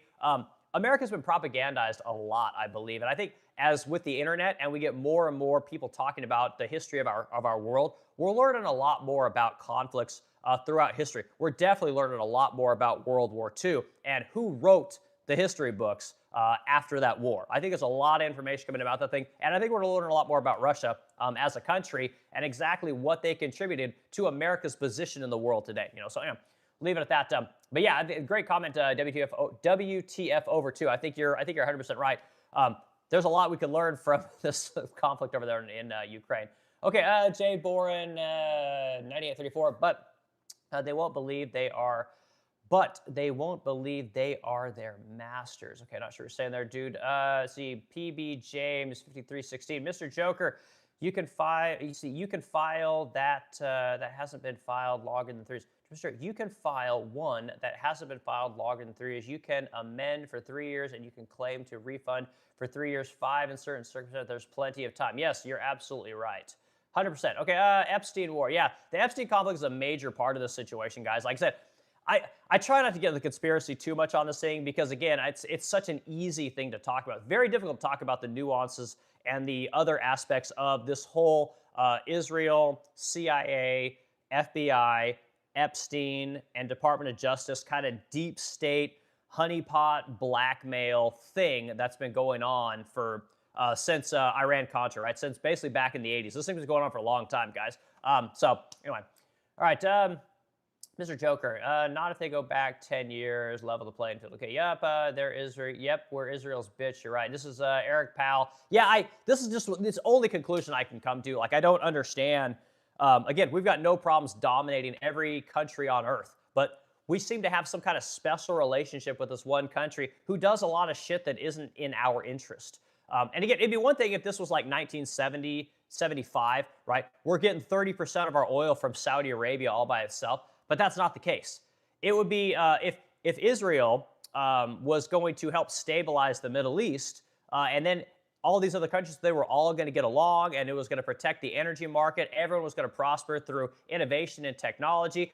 Americans could go over to the Middle East, go over to Israel, and have a good time. It became the Cancun, The Middle East was the new Mexico of the American tourist. Like, I could see some of that, but none of that happens. Like, no Americans going to fucking Middle East. Are you kidding me? Like, we don't want to go to the desert. We go to Cancun, right? We go up to Whistler, go skiing up in Canada. Like, we go down to Cabo, Puerto Vallarta. These are the places that Americans go. We go to the Bahamas, right? We might go over to Europe from time to time. Like, we don't go to the Middle East. And I think the Middle East wants to be that place. I don't think Israel wants any of that. I think Israel wants to create this greater Israel project, which, if you believe all the religious people that talk about this whole, the Torah and the Talmud and all these books, I mean, there's a lot of people that think that Israel is entitled to a massive swath of the Middle East. And I think that's what these guys are pushing for. Again, I think Israel has outgrown its little tiny country, and it wants to expand. And it's using America to do it. And that sucks if you're one of the surrounding countries that's going to have to give up some land, which, again, if you really want to go to the end playbook, that's why everything's been destabilized over there. So it's going to make it easier for Israel to expand its borders. And again, I could be way off. I'm not an expert, right? I never graduated high school. I'm just a cabinet maker. I got a small business. I employ 9 people. That's all I know, man. I just know about the economics of America, about how energy prices affect my business, right? I got to use diesel, right? I send drivers all over America, to move my furniture around. When I see diesel prices, $5 here in St. Louis and $8 over in New York, I got a problem with what's going on, So anyway, All right, more comments in here. Let's see if we find some more good comments. All right, Joseph, who's this? Joseph264. Jesus shed his blood, died his death, was buried, and the third day rose again to fulfillment of the scriptures. Trust this gospel for everlasting life. Okay, well, again, people love the Jesus comments and the text of the Bible, all that kind of stuff. That's fantastic. Good on you. Okay, this is Jefferson Alves. Jefferson Alves. All right, cool name. All right, Trump has not forced my little. See, Trump was not forced by little Israel. Trump wanted to do this. He wanted Gaza, and Iranian oil would not hurt. He tried this in Venezuela, and there was no strait in Venezuela. Yeah, and again, a lot of people are saying that. Like a lot of people are saying that Trump got high on his own supply, right? He got this, this great victory there in Venezuela, which I don't even know if that was a victory, but Venezuela has the largest known oil reserves in the world, from what I understand. He was talking a lot of shit to Canada about making them the 51st state. He was talking a lot of shit about, taking Greenland. And I guess he just thought that, everyone agreed with him. Everyone's like, oh my God, Trump, you're the best, right? You need to go do this thing over there in Iran. Like, it didn't work in Iraq. It didn't work in Afghanistan. It didn't work in Lebanon. It didn't work in Yemen. It didn't work in Sudan. It didn't work in anywhere. But it's going to work this time. And again, you're going to be Roosevelt. You're going to be on the Statue of Liberty, right? You're going to be up there with Lincoln right next to Trump. And of course, Trump will go before Lincoln. They'll move Lincoln. They'll put you in front, right? They'll put you in front of George Washington. You're going to be at the front of Mount Rushmore. Oh my God, the people of Israel are going to love it. You're going to bring peace to the Middle East. You're going to go down in history as the greatest president ever. And Trump's just like, oh, it's going to be so amazing. My legacy. It's not enough to put your name on buildings. Like, he's got to put his stamp as the greatest American president that ever existed. And this is the definition of megalomania, right? The difference between a guy like Trump and the difference between a George Washington and a Abraham Lincoln, Washington didn't ask for the bullshit that he had to work on. Abraham Lincoln didn't ask for the bullshit that he had to deal with. Trump is literally trying to create a problem so that he can then create a solution, because the truth is, guys, there was no problem before. Things were moving in the right direction. Whether it was great, didn't matter. Everything was moving in the right direction, and now it's all fucked. Trump wants to be the guy that creates it, and Trump knows that in order to get on Mount Rushmore, you pretty much have to be a wartime president. So if everything's going okay, conflicts are moving in the right direction, the dollar is moving in the right direction, the petrodollar is doing okay, the Europe's doing fine, the war in Ukraine and Russia is kind of just moving along, and it's whatever pace it's going on. Things are moving in the right direction back in America. The cost of oil is coming down. Energy is coming online. Interest rates are moving in the right direction. All this stuff was moving fine. Trump had to have a conflict. He needed a war if he was going to stroke his ego so he could go down as one of the greatest presidents of all time. And again, all the people that Trump surrounds him with are telling him this. You're going to be Abraham Lincoln. They're going to think of you in the way that they think of George Washington. You're going to be the next Theodore Roosevelt. I'm telling you guys, like, the guy ate it. I'm a guy. I voted for Trump 3 times. I like Trump. I'm just wildly disappointed at what he's done in this second term, and I think that's a problem. So anyway, I like your comment, dude. I appreciate it. But yeah, I think Trump was high on his own supply, and again, got too many victories, and he was seeking counsel from all the wrong people. And again, Trump, my wife says all the time, Trump is just famous for hiring the wrong people for everything. And I hate to say it, but I think she's right. Trump just cannot seem to hire good people, cannot surround himself with good people that are critical, that can tell him what he needs to hear as opposed to what he wants to hear. And this is one of the problems with a lot of business owners. They do surround themselves with people that they call them yes men, and I think Trump did that, and when you couple that with power and you surround yourself with people that have this much power as the American military machine has, the American political machine has over the entire world, you can become the ultimate megalomaniac, and you can bend reality into what you want it to be. And very scary if you're an American, So, all right, Mr. Joker, don't be like Pharaoh and have a hardened heart. Yeah, again, I think it's a pretty good comment, Joker. All right, Slider Girls, Slider, good to see you. Separation of synagogue and state. Again, like, I'm always like, separation of church and state is wildly important. I think, you got to be very careful how much religion you institute on your citizens, right? Being secular is kind of important, but I don't know. The whole synagogue thing, I don't know if you guys saw this. If you guys get on X right now, you'll see that I think one of the largest mosques ever built in America was built in Dearborn, Michigan, which is, again, where all a lot of the Muslim population is. And I don't think that's a bad thing. Like, let those people do what they want to do. Like, I don't personally give a shit. I really don't. Like, again, if Minnesota wants to cater to the Somali population or the Muslim population, these guys want to put up mosques, like, I don't care. Have you guys noticed that their mosques are beautiful? Like, again, you might not like what they're doing. You might not like the way that they think, the way that they treat women. It always comes back to women in America, by the way. Like, the mosques are beautiful. The architecture is beautiful. They actually care about making beautiful things. Like, here, when we make churches like they look like they belong in a fucking strip mall. You know, it's like you got to go to the third world to see what a real beautiful church actually looks like. We rarely make beautiful shit here in America, and I don't know why. But again, like, say what you will, I think the mosques are beautiful. I think that these guys, when they actually make something, it actually looks like something that's special, like they actually care what it looks like. It seems like when we build churches in this country and we promote Christianity, it seems like we're just looking to do it for a tithe, right? Give me your 10%. You know, make sure, we'll take that out of your check, right? They're really good at getting the money out of your paycheck, pre-tax, by the way. You know, make sure they get the most money for the church. But again, they don't make the most beautiful churches, you know. So maybe I'm a little cynical about that thing, but it'd be nice if we built some pretty shit here, right? As a furniture maker and someone who designs things for a living, beauty is not subjective, guys. Like, I'm here to tell you guys, like, if you really want to design something beautiful, other people will recognize that it's beautiful. And I don't see a ton of beautiful churches in this country anymore, you know. So mosques, absolutely. But anyway, okay. But to Sonic Girl, I like your comment. Okay, Russell Hughes. So guys, we're gonna do comments here for another probably 5 minutes, and that one again, we're gonna do a SWOT analysis of this Iran conflict. Right, we're gonna look at the strengths of the conflict. We're gonna look at the weaknesses of the conflict. We're gonna look at the opportunities, and then the threats. Right. I feel like this is a fun thing to do for anything in life. If you guys, again, I'm not a business guy, but I think it's a fantastic tool for analyzing your situation, right? If you want to know where your business is, if you want to know where your business is going, I also had Grok do a SWOT analysis on my company. If you guys want to hear that, put it in the chat. I'll read it to you. It's kind of interesting. Again, American furniture maker. I make all American furniture with Americans for Americans. Okay, very interesting. So, okay, keep going, guys. Let's go down towards the end and start kind of moving our way back. Who we got in here? Titan Brews in here. Titan, good to see you, dude. I'm glad you're here, bud. Okay, Russell Hughes, it might not be bright according to you, but I'm patriotic, America first. Okay, well, I'm patriotic and I'm also America first.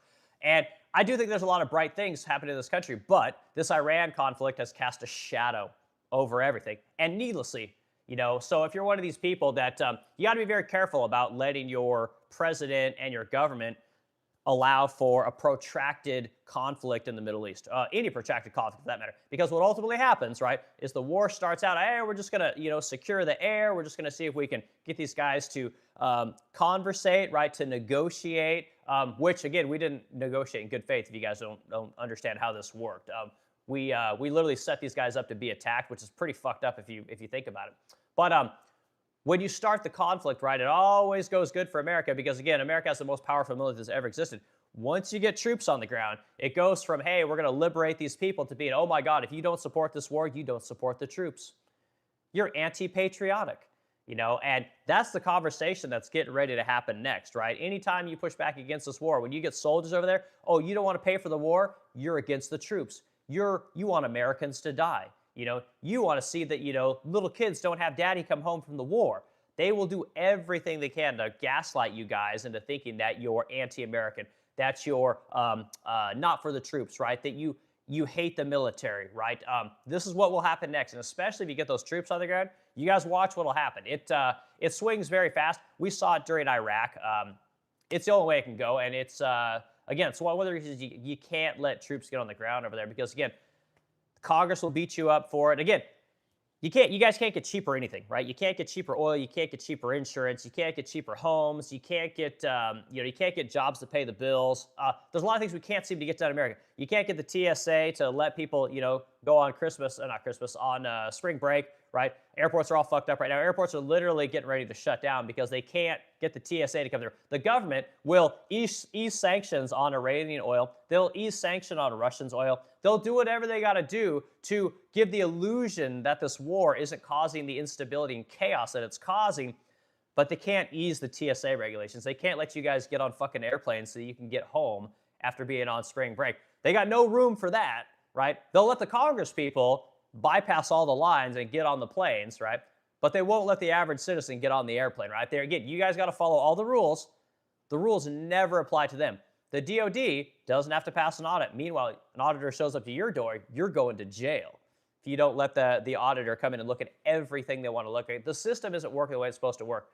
Be careful with letting troops on the ground. Okay, you guys watch what's going to happen. So, okay, Mr. Joker, under God, that's our tie to Israel. Okay, well, we'll see, bud. Okay, Eric Powell, Russell, at least you admit it. Okay, PB James, America First has nothing to do with Israel. Again, I agree 100%. Okay, Mario TRD, and again, America First is we do things that are in America's interest first, right? If it benefits American, well then we'll consider second, third, and fourth order consequences. But how it affects America is the place that we start, okay? So very important people understand that. Okay, Danny Burns, 2394. Russell, you have Israel first. Okay, cool. Sees Jay Barron, 9834. According to the Treasury Department, the interest on the national debt has now exceeded over $3 billion.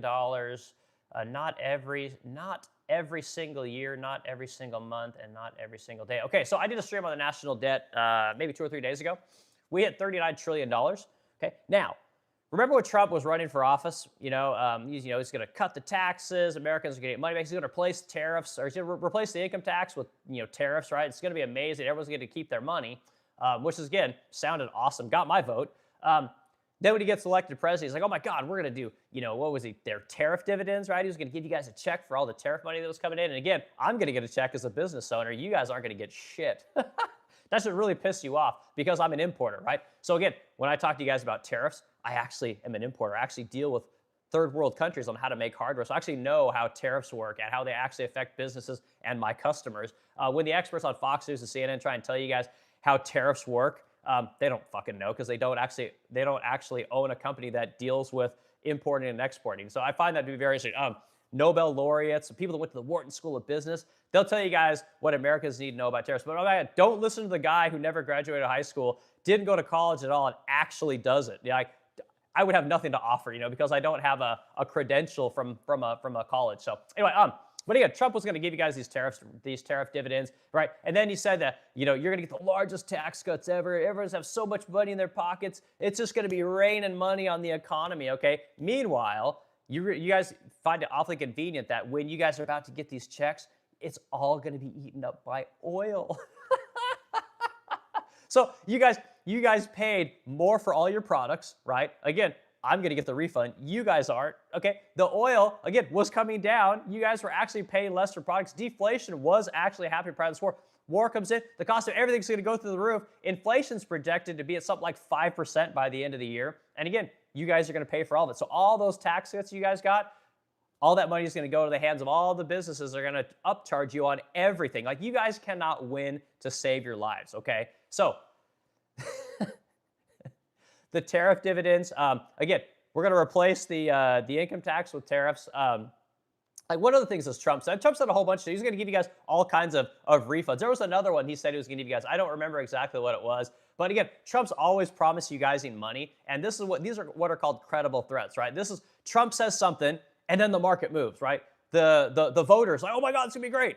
Oh my God, this is going to be terrible. Like, this is all Trump does, is throw out all these threats. And meanwhile, you guys keep paying taxes, right? Meanwhile, you guys keep buying oil to go to work, right? You keep paying into the system, and you keep the machine moving while he gives money to the businesses. He gives money to the third world. He gives money to the military-industrial complex, the big tech guys. He gives money to everybody, and you fucking people are paying for all of it.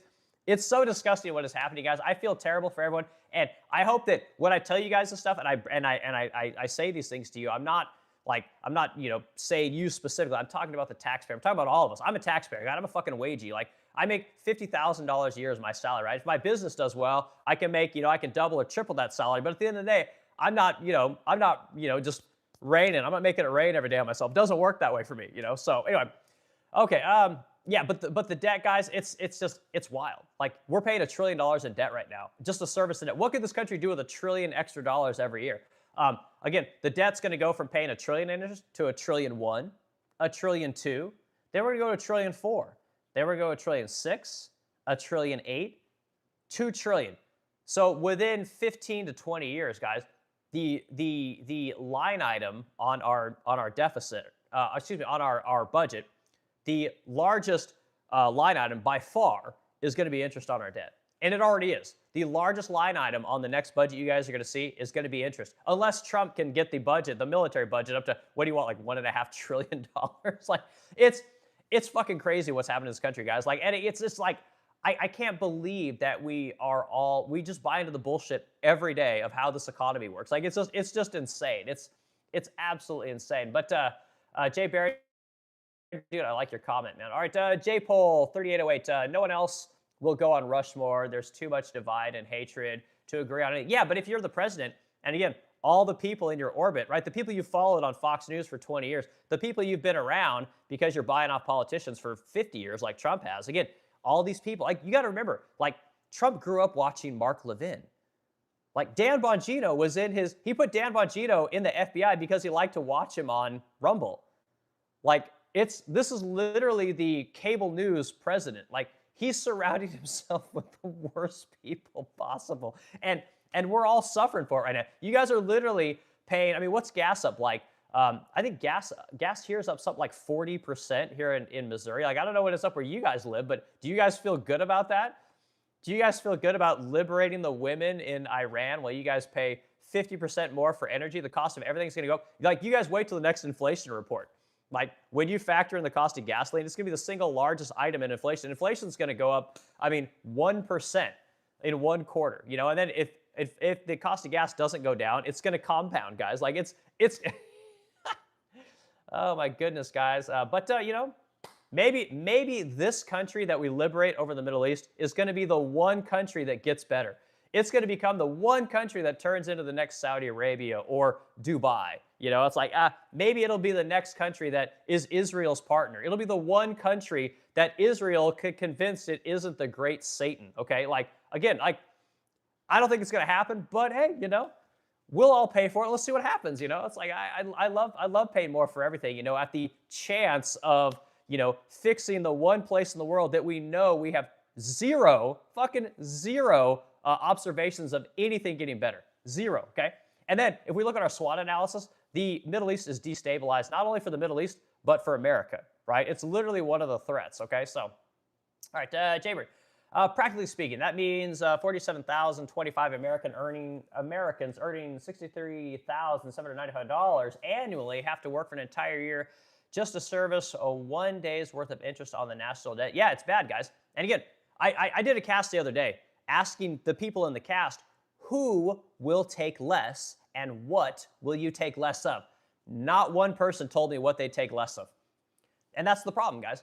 Everybody wants something. Like I said, hey, I'll take my bonus depreciation. I'll give it away. I'll give it back. I don't have to have the bonus depreciation, right? No problem. Done. What are you guys going to give away, right? So if we're $37 trillion or $39 trillion in debt, what is every American willing to give back to the federal government, right? What service are you willing to have less of? Nobody put anything in. It's always, oh, it's the fucking millionaires, right? The millionaires just have to pay more money. It's like, you guys can't be this dense. You guys can't, there's not enough money in all the billionaires in America to pay for any of this shit. Like, that's how much money we're printing and how much money we're spending as a country. Like, people just don't understand. Like, why can't we just give the money back to the people? Well, oh, but then you'll be giving it to the billionaires. Like, God. Like, this is the problem, guys. They pit the poor against the rich, black against white, men against women, you know, gays against straight people, you know, trannies against gays. Like, it's just, this is what they do, guys. And again, we just keep paying our 22.5%. Keep paying your 22.5%. Spend 4 hours at the fucking airport because your government, you know, requires you to have TSA pat you down, you know, feel up your wife, fill up your husband. Again, you guys just keep being suppressed, right? When you guys say, well, hey, you know what? It sure would be nice to audit, you know, some of these departments in the government. They're like, oh, go fuck yourself. Meanwhile, you're like, well, hey, well, then I guess I'm not going to pay my taxes. IRS knocks on your door inside of 6 months and says, hey, where's our money? Okay, this is the system, guys. It's so broken, it's not even funny. Your job is just to keep working and pay for the elite, right? The Mossad, the CIA, the FBI, all these people create the honeypot, right? Create the blackmail operation to get what it is they want. You guys have to keep paying. Keep paying, guys. This is how the system works, you know. And again, the only way to fix it, in my opinion, and I say this on, it seems like I say this on every stream now, is a tax revolt. You know, if 30 million people if 30 million people submitted blank tax statements to the federal government every year, this problem would solve itself because they can't go after everyone. Again, remember Trump cut down the IRS? Trump will continue to cut down the IRS. One thing if you want to say about Donald Trump that he's done that is wildly successful is he has cut the federal government down by 10%, like a fucking men. Okay, that's impressive. But again, the federal government will ask for just as much money as they did, even though they cut 10% of the workforce. They're not going to cut 10% of their budget. They're going to ask for more money, which is very telling, right? So anyway, I love your comment though. Interest is a massive problem. But again, if the federal government doesn't care about money, why should you guys care about money? If the federal government doesn't care about balancing its budget, why should you care about balancing your budget? Oh yeah, because you're worried about the guy that has a small business. You want to fuck that guy. You're worried about the person collecting Section 8. We want to make sure we fuck that guy. Again, it's just this massive back and forth, and nobody wants to deal with the real problem, which is wildly frustrating. So, all right, Russell Hughes. I guess you're saying next there. Russell Hughes, N5X4T. Hell no, I did not support Biden, and hell no, I'm not leaving my home. Okay, again, it doesn't matter. Biden, Trump, Kamala, Trump, Obama, Bush, Clinton, Reagan. Doesn't matter, guys. No matter who's in office, you get a little tax cut or you pay a little bit more in taxes, right? No matter who's in office, the illegals are going to stay here and they're going to continue to come in. The foreign manufacturers are continuing to get your jobs, right? No president is going to shut this bitch off, right? Trump was literally elected to fix these issues. He won't do it.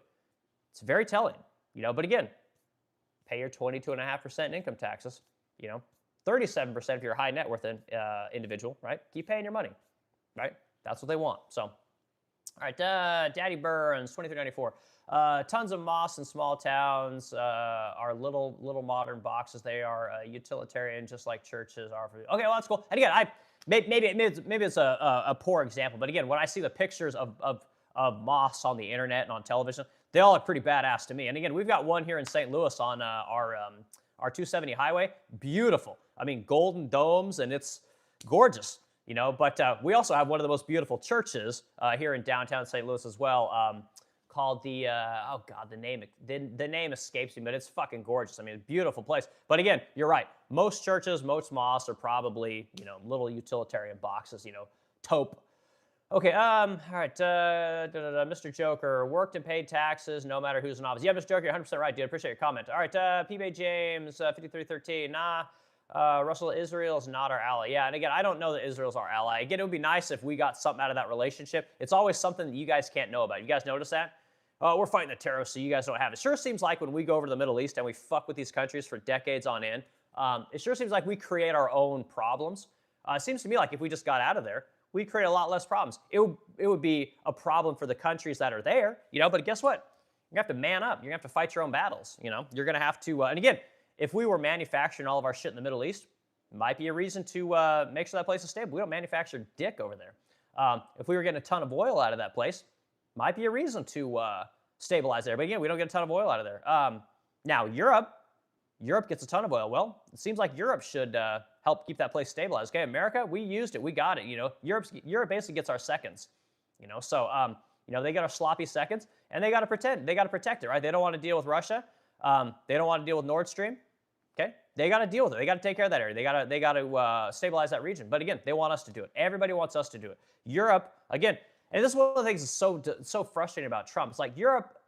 I'm one of these guys, and I don't know about you guys. I'm one of these guys that I've never thought that NATO was really necessary, especially like the last 20 years.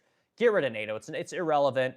The only reason we have NATO is so that America has a reason to be over there, right? The only reason Europe puts up with America because, again, America protects it. All the countries that we protect, guys, have things that we can't get here in America, okay? Europe, universal health care. Israel, universal health care. Europe, massive subsidies for child care. Israel, massive subsidies for child care.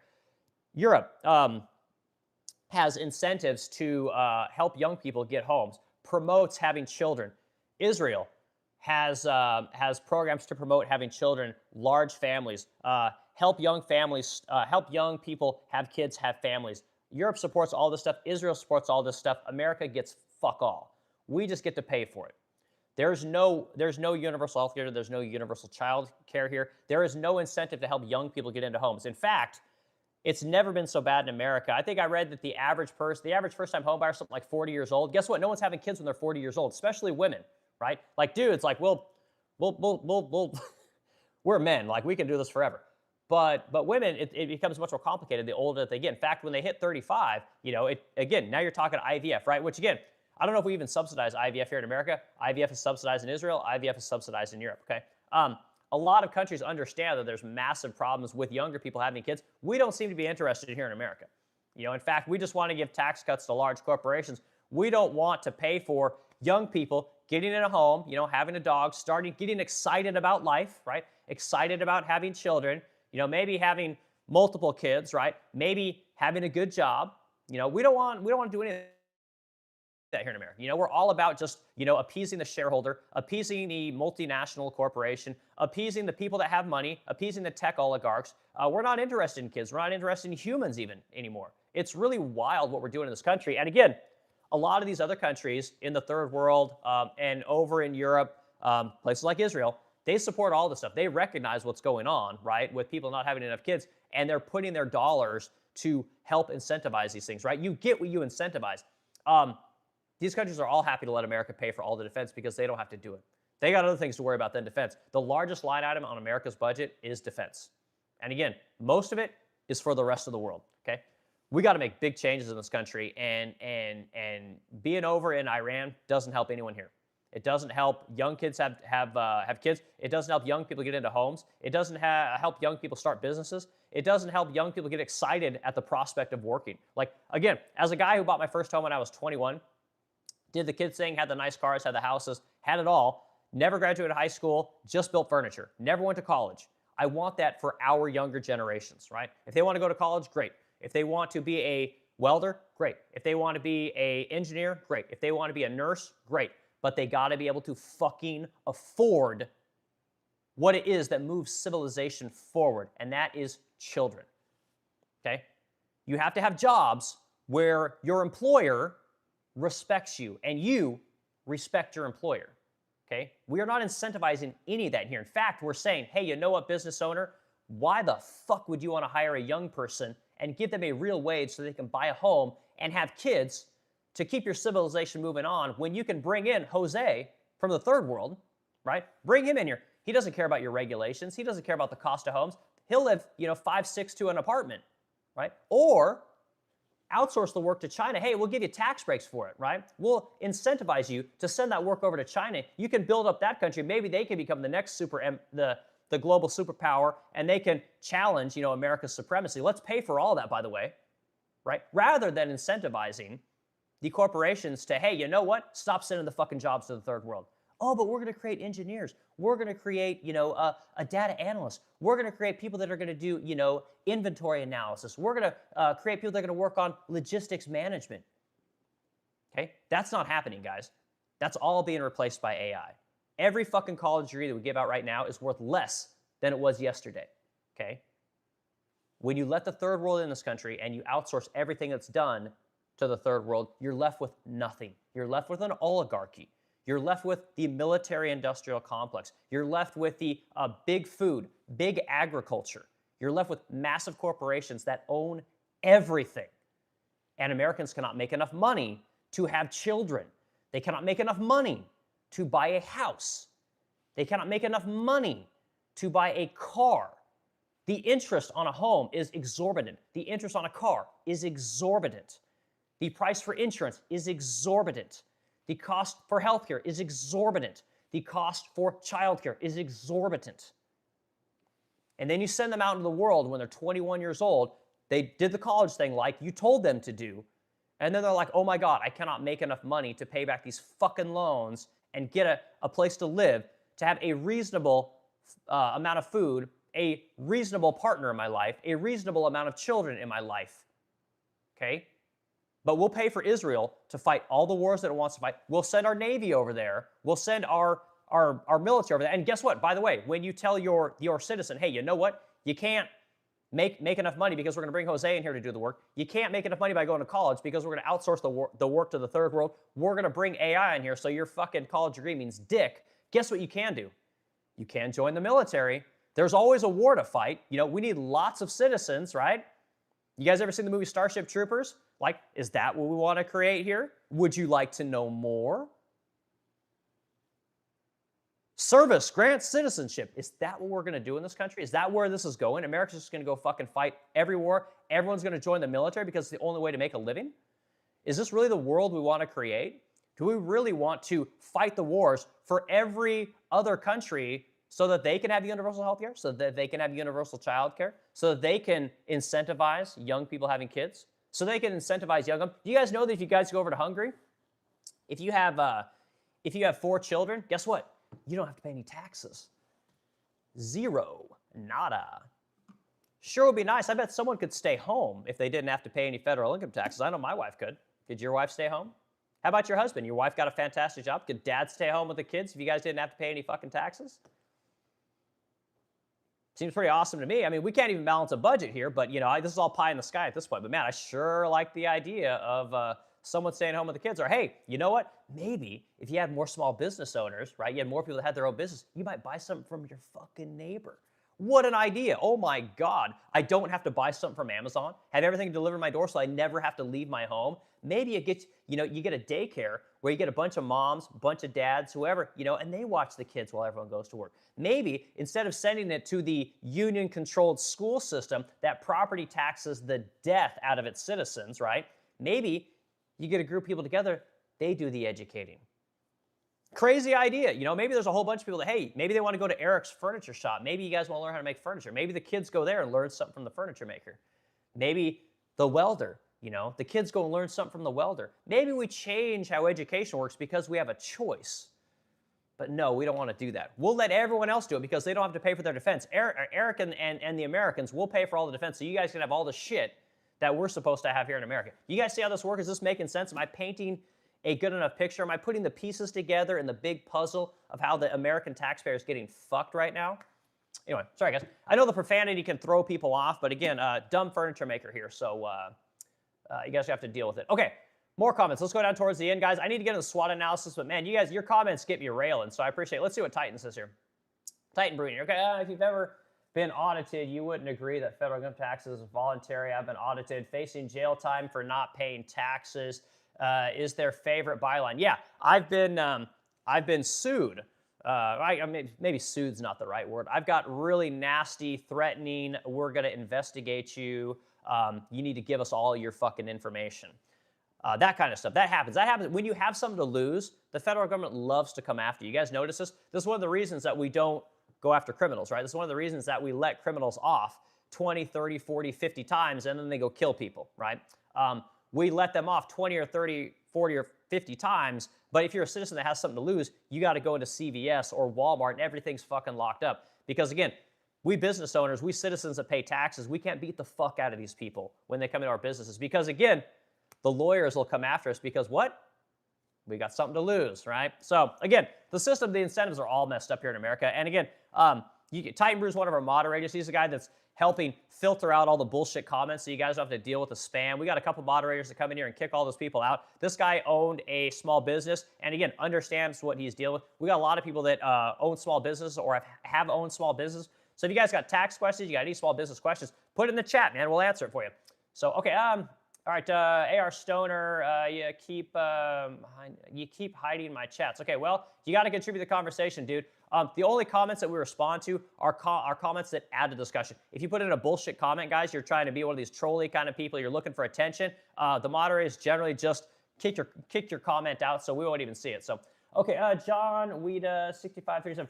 Thanks to Trump, immigration from U.S. scientists and higher education people to the Netherlands rose with 27,000%. Let me read your comment over time. This is John Weda, 6537. Thanks to Trump, immigration from U.S. scientists and high education people to the Netherlands rose 2,700% in 20. Yeah, and that's fantastic. Great. Get the fuck out of here. Go.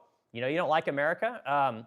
Get out of here, right? And again, America is for Americans, right? And again, this idea that we are supposed to, again, educate the world is bullshit, right? And again, if scientists don't want to be here in America, you don't want to go where literally all the research money is. I got WashU. I believe they're the second highest research college in America, right? Again, it's literally China, right? I don't want that for my country. I'm sorry. I'm just one of these people, like, I believe that you let people into this country that add value. You let people in this country that you need for specific industries, right? Science and technology, we got plenty of it here in America. That's not what we need. You know what we need? We need people to get real jobs. We need people to roof houses. We need people to work in the meat processing plants. We need more small business owners. We need competition in tech. We need competition in the military industrial complex. We need competition in the hotel industry. We need competition in the HVAC industry. We need so much competition. We need people to feel confident in America, being born into America, believing that they can start an American life and have this thing that everyone in the world understands, which is the American dream, right? We need more of that in this country. I don't need a ton of fucking Asian scientists in here learning how to become scientists. I don't need that. We've made China wealthy enough. They can have it. They got it over there. They can educate their own people, right? I don't need tons of those people coming in here, literally changing my town of St. Louis right here in the Del Mar Loop into little China, okay? It's wildly frustrating as an American.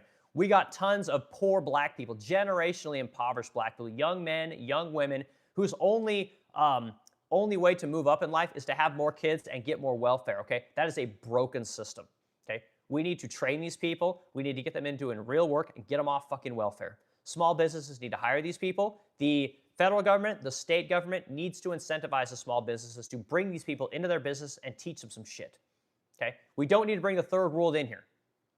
We got plenty of people here that need to be taught things. But again, big business convinced all you guys, all you gotta do is go to college. And then we'll give you a job. You can live the American dream. Okay, it's not working anymore. It hasn't worked since COVID. It's been broken literally since COVID, guys. We got a lot of problems in this country we need to work on. So anyway, I like your comment, Jay White. And I love when people tell me, what's really going on in the world. And I don't know if that's true or not, but I believe it. I believe that, with Trump, trying to shut off some of the illegal immigration, which he has done none of it, by the way, making H-1B visas more expensive, that's something. And if that has driven those people to go to other places in the world, great. I'm all for it. Okay. All right, Stubby McStubwood. I think I've seen you before, McStabwood. Stabby McStabwood. Cool. Okay, you're talking about terrible parenting. Okay, well, again, I don't know if I'm talking about terrible parenting. What people like about this cast, guys, is they like that these are real conversations from real people. And again, we're not censored. I don't have to pander to sponsors. I'm not trying to sell you guys memberships and courses on how to get rich. I don't sell anything. I sell furniture to you and every other person in the world. That's all we sell here. You go to the resplendentcrow.com. You guys can see it. Most people can't afford it, and that's fine. That's where I make my money. I don't make money. I made $50 on YouTube in the last month. Okay, there you go. That's how much money we make on here. So we can have real conversations. You guys notice this? When you go on X, all the people that are literally like paid influencers, they never say anything unpalatable. All their conversations are just unoffensive. They never say anything that would offend a sponsor. You guys ever see that kind of stuff? We don't do any of that here, So, all right, let's see. Are you a nurse? No, not a nurse, James Smith. All right, James Swatsky. Force Truth. Okay, cool. Titan Brew. Right, Russell Hughes. Poor people don't typically pay federal taxes. Yeah, and if you guys look at the tax structure in America, most people don't pay taxes into this country. And everyone says, oh, God, well, I buy Coca-Cola. I buy Coca-Cola with my EBT. I'm paying taxes. I'm giving someone a job. Like, you don't understand how the fucking economy works, dude. Like, I'm sorry. I hear this conversation all the time. Like, oh, God, we got to send money to the poor because they're the ones that keep the grocery stores in business. And it's like, Jesus Christ. Like, they don't understand where that money comes from and what someone had to do to get that money into your hands. So, anyway, okay. All right. The Congil, spoiler alert, that what we have been doing for years. I know, dude. Eddie Hanna won. Trump had created a problem and pointed the finger at the world. Accountability. Yeah, again, this is something, again, I don't understand how people don't get this. Like, if you guys are, give me, okay, this is the last thing I'm going to say about this topic, and then we're going to read the SWOT analysis on the Iran war, because, again, I think it's great. I'll probably crush chat. You guys probably want to hear this stuff. This is what I want to talk about, God damn it. We're going to do the SWOT analysis next. Okay, so let's read your comment one more time. Trump created a problem and pointed the finger at the world, okay? How most people are not pointing this out in unison, that Trump literally created this problem and he wants Europe to fix it, is the most wild thing I've ever seen. Like, I think that maybe AI was created, maybe all of these, like TikTok, Instagram, X, all these things were literally created to gaslight the world and to condition America and the rest of the world to believe something that isn't true. I almost wonder if they're running an op right now to try and see if they can sway the world or the global opinion on issues using algorithms on social media and cable television. Like, it's Is this a thing? Because yeah, I just told you guys, like, prior to the Iran war, everything was fine, right? Everything was good. Now, mind you, Trump has been talking shit on Europe his entire life, right? And again, he could have pulled out of NATO prior to this Iran conflict, and then he would have a leg to stand on. But again, he's been talking shit. You guys need to pay your fair share, you fucking pussies. You're over there, driving around your Italian cars and carrying around your luxury handbags, sipping your fucking espresso, getting your universal health care and your universal child care, telling America how bad they are. He could have exited NATO prior to all this, but no, he waited. He waited, right? He goes over there and he completely fucks up the Strait of Hormuz. He didn't realize how bad it would ruin Europe. He didn't realize how pissed off China was going to be. And then he goes over there, fucks everything up, and then blames it on Europe. Like, oh, they didn't want to participate. They didn't want to participate. No, oh God, they're the ones that get all this energy. They should be the ones that send all these people through. It's like, oh my God. Anybody that, and I see it all the time. I see all the justifications in the world. I mean, Mark Levin's literally on X right now, basically saying, oh my God, France, they need to go in there and participate in this conflict. It's like, this is one of the reasons you guys remember coalition of the willing? Like, this is part of having a plan, before you drop a bomb on the world. Like, you should probably ask some other people, except this one little country that has 9.6 million people. Maybe ask the country that has, 700 million people. Maybe one of these other countries that has 1 billion people. Maybe you want to say, hey guys, we're thinking about doing this thing. And, what do you guys think? Do you have any pushback? Right? Did you do a SWOT analysis of what this could potentially do to the rest of the world? No, Trump's just like, fuck you guys. This is America. We're going to do whatever we want to do. And if you guys don't like it, you're all pussies. Oh, I'm big dick America. It's like, oh my God, man. It's so frustrating. I'm even one of these people, like, I'm one of these guys, speak softly, carry a big stick. Like, I'm all Theodore Roosevelt. Like, you guys want to come over to America? You guys want to bomb this country? Great. We're going to wipe you off the map.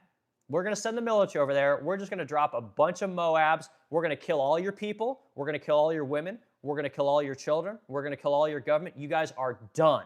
And then we're coming home. And then, I guess, you want to do it again? Great. We can do this all day long. Because guess what? When you fuck with America, it's your ass. But that's not what we do. This is one of the reasons the world was doing pretty good right after World War II, because America laid its big manufacturing dick on the world and said, you know what, you motherfuckers, you're doing it our way. You don't want to do it our way? Guess what? We're coming back for more. And guess what? America's been, what's that saying? It's like, I'm here to kick ass and chew bubblegum and I'm all out of bubblegum. Like, that's how it was. And America just wiped the floor with everyone. And instead of saying, you know what, Europe, you're going to be America 2.0, right? Germany, you're going to be America 3.0. You know what, Poland, you're going to be America 4.0. You know what, all you motherfuckers, Russia, we're going to come over, we're going to get you too. Guess what, you're going to be America 4.0. We're just going to expand the America. We didn't do that. Because we're good people. Because we don't want to nation build. We said, hey, you know what, Europe, here's some money. We got the same. We'll even pass it. We'll even do it legislatively. Oh my God, Congress did something? Holy shit. We're going to call it the Marshall Plan. We're going to help you guys rebuild. No, you got no manufacturing places? Hey, we're going to make all the shit for you. Yes, it helps America, but guess what? Hey, you know what? We're also going to patrol all the waterways so that now we can do commerce together. We're going to put together this thing. We called it globalism, right? It's going to be great for everyone. We paid for all that shit, guys. Every fucking bit of it. And everybody was better off for it. Our number one ally right now, our number one ally in this Iran conflict is the country that we nuked twice. Okay? Think about that. Think about that. And what are we doing now? Again, Trump is just fucking everything up for his ego. He is trying to create problems where there are no problems so that he can get on Mount Rushmore. It's going to be the exact opposite. Like, Trump is literally going to go down as the Epstein president because, again, he's not going to answer the questions. He's not going to fix any major issues. And again, the political media, the people on Fox News and CNN, right, they're going to push a story. They're going to try and write the history books, guys. Again, as we get further away from places like what's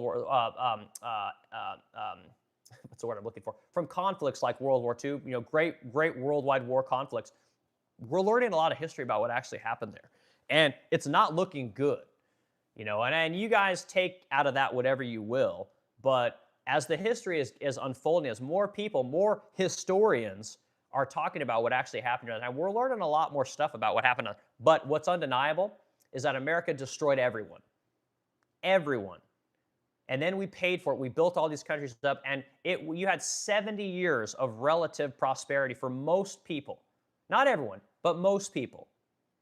And now we're at the risk of fucking destroying it all. And again, it only takes one person launching a nuke for the potential for everyone to launch nukes. Okay? It only takes one country. And again, say what you guys will about countries like North Korea or Turkey, right? Or Egypt.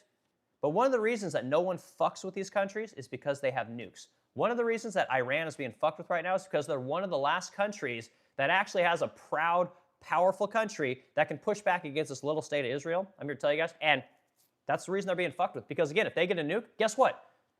There's nothing to fight about. There's no conflict. And while you're the propagandists in the media, the propagandists on X and TikTok, they're saying, oh my God, but they said death to America. Like, get the fuck out of here. Like, what are you for? They said death to Israel. Like, so what? But you never had someone talk shit to you? Oh, but they said death. They said this. They said that. Therefore, send the military. Send everyone. Send it all. Get the fuck out of here, man. Like, I'm so tired of these people. This whole conversation is so tired. It's so nauseatingly dull. And again, I didn't graduate high school, and I can see the writing on the wall here. Oh, the death to America. Like, fucking everyone said death to America. What do you think? You think every time we go over the Middle East and we conquer a country, we're making friends? Do you think the next generation, after we carpet bomb a city in Syria, that the next generation is like, oh my God, thank God. Thank you for killing my dad. It's amazing. Thank God we have America. America's the greatest country that ever existed. I don't have my grandma or my mom. They all died. I'm missing a leg, but God damn it, like, capitalism, yay. I love the Democratic Republic of America. Like, it's an amazing place. It's wild, guys. I mean, am I crazy? Am I nuts?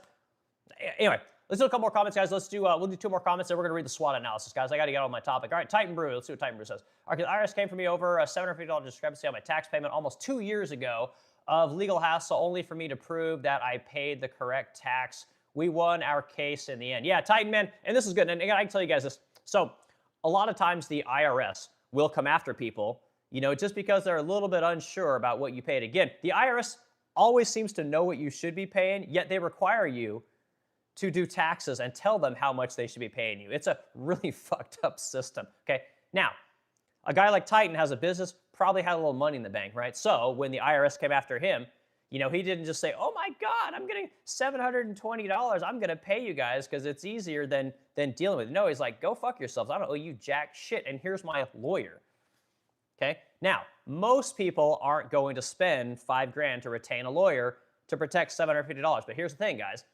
Once you fight back once again against the IRS, guess what? They don't come after you again. They're like, oh my God, we can't push this guy around. Now, take the average person making $63,000 a year. IRS comes after you guys for $750, right?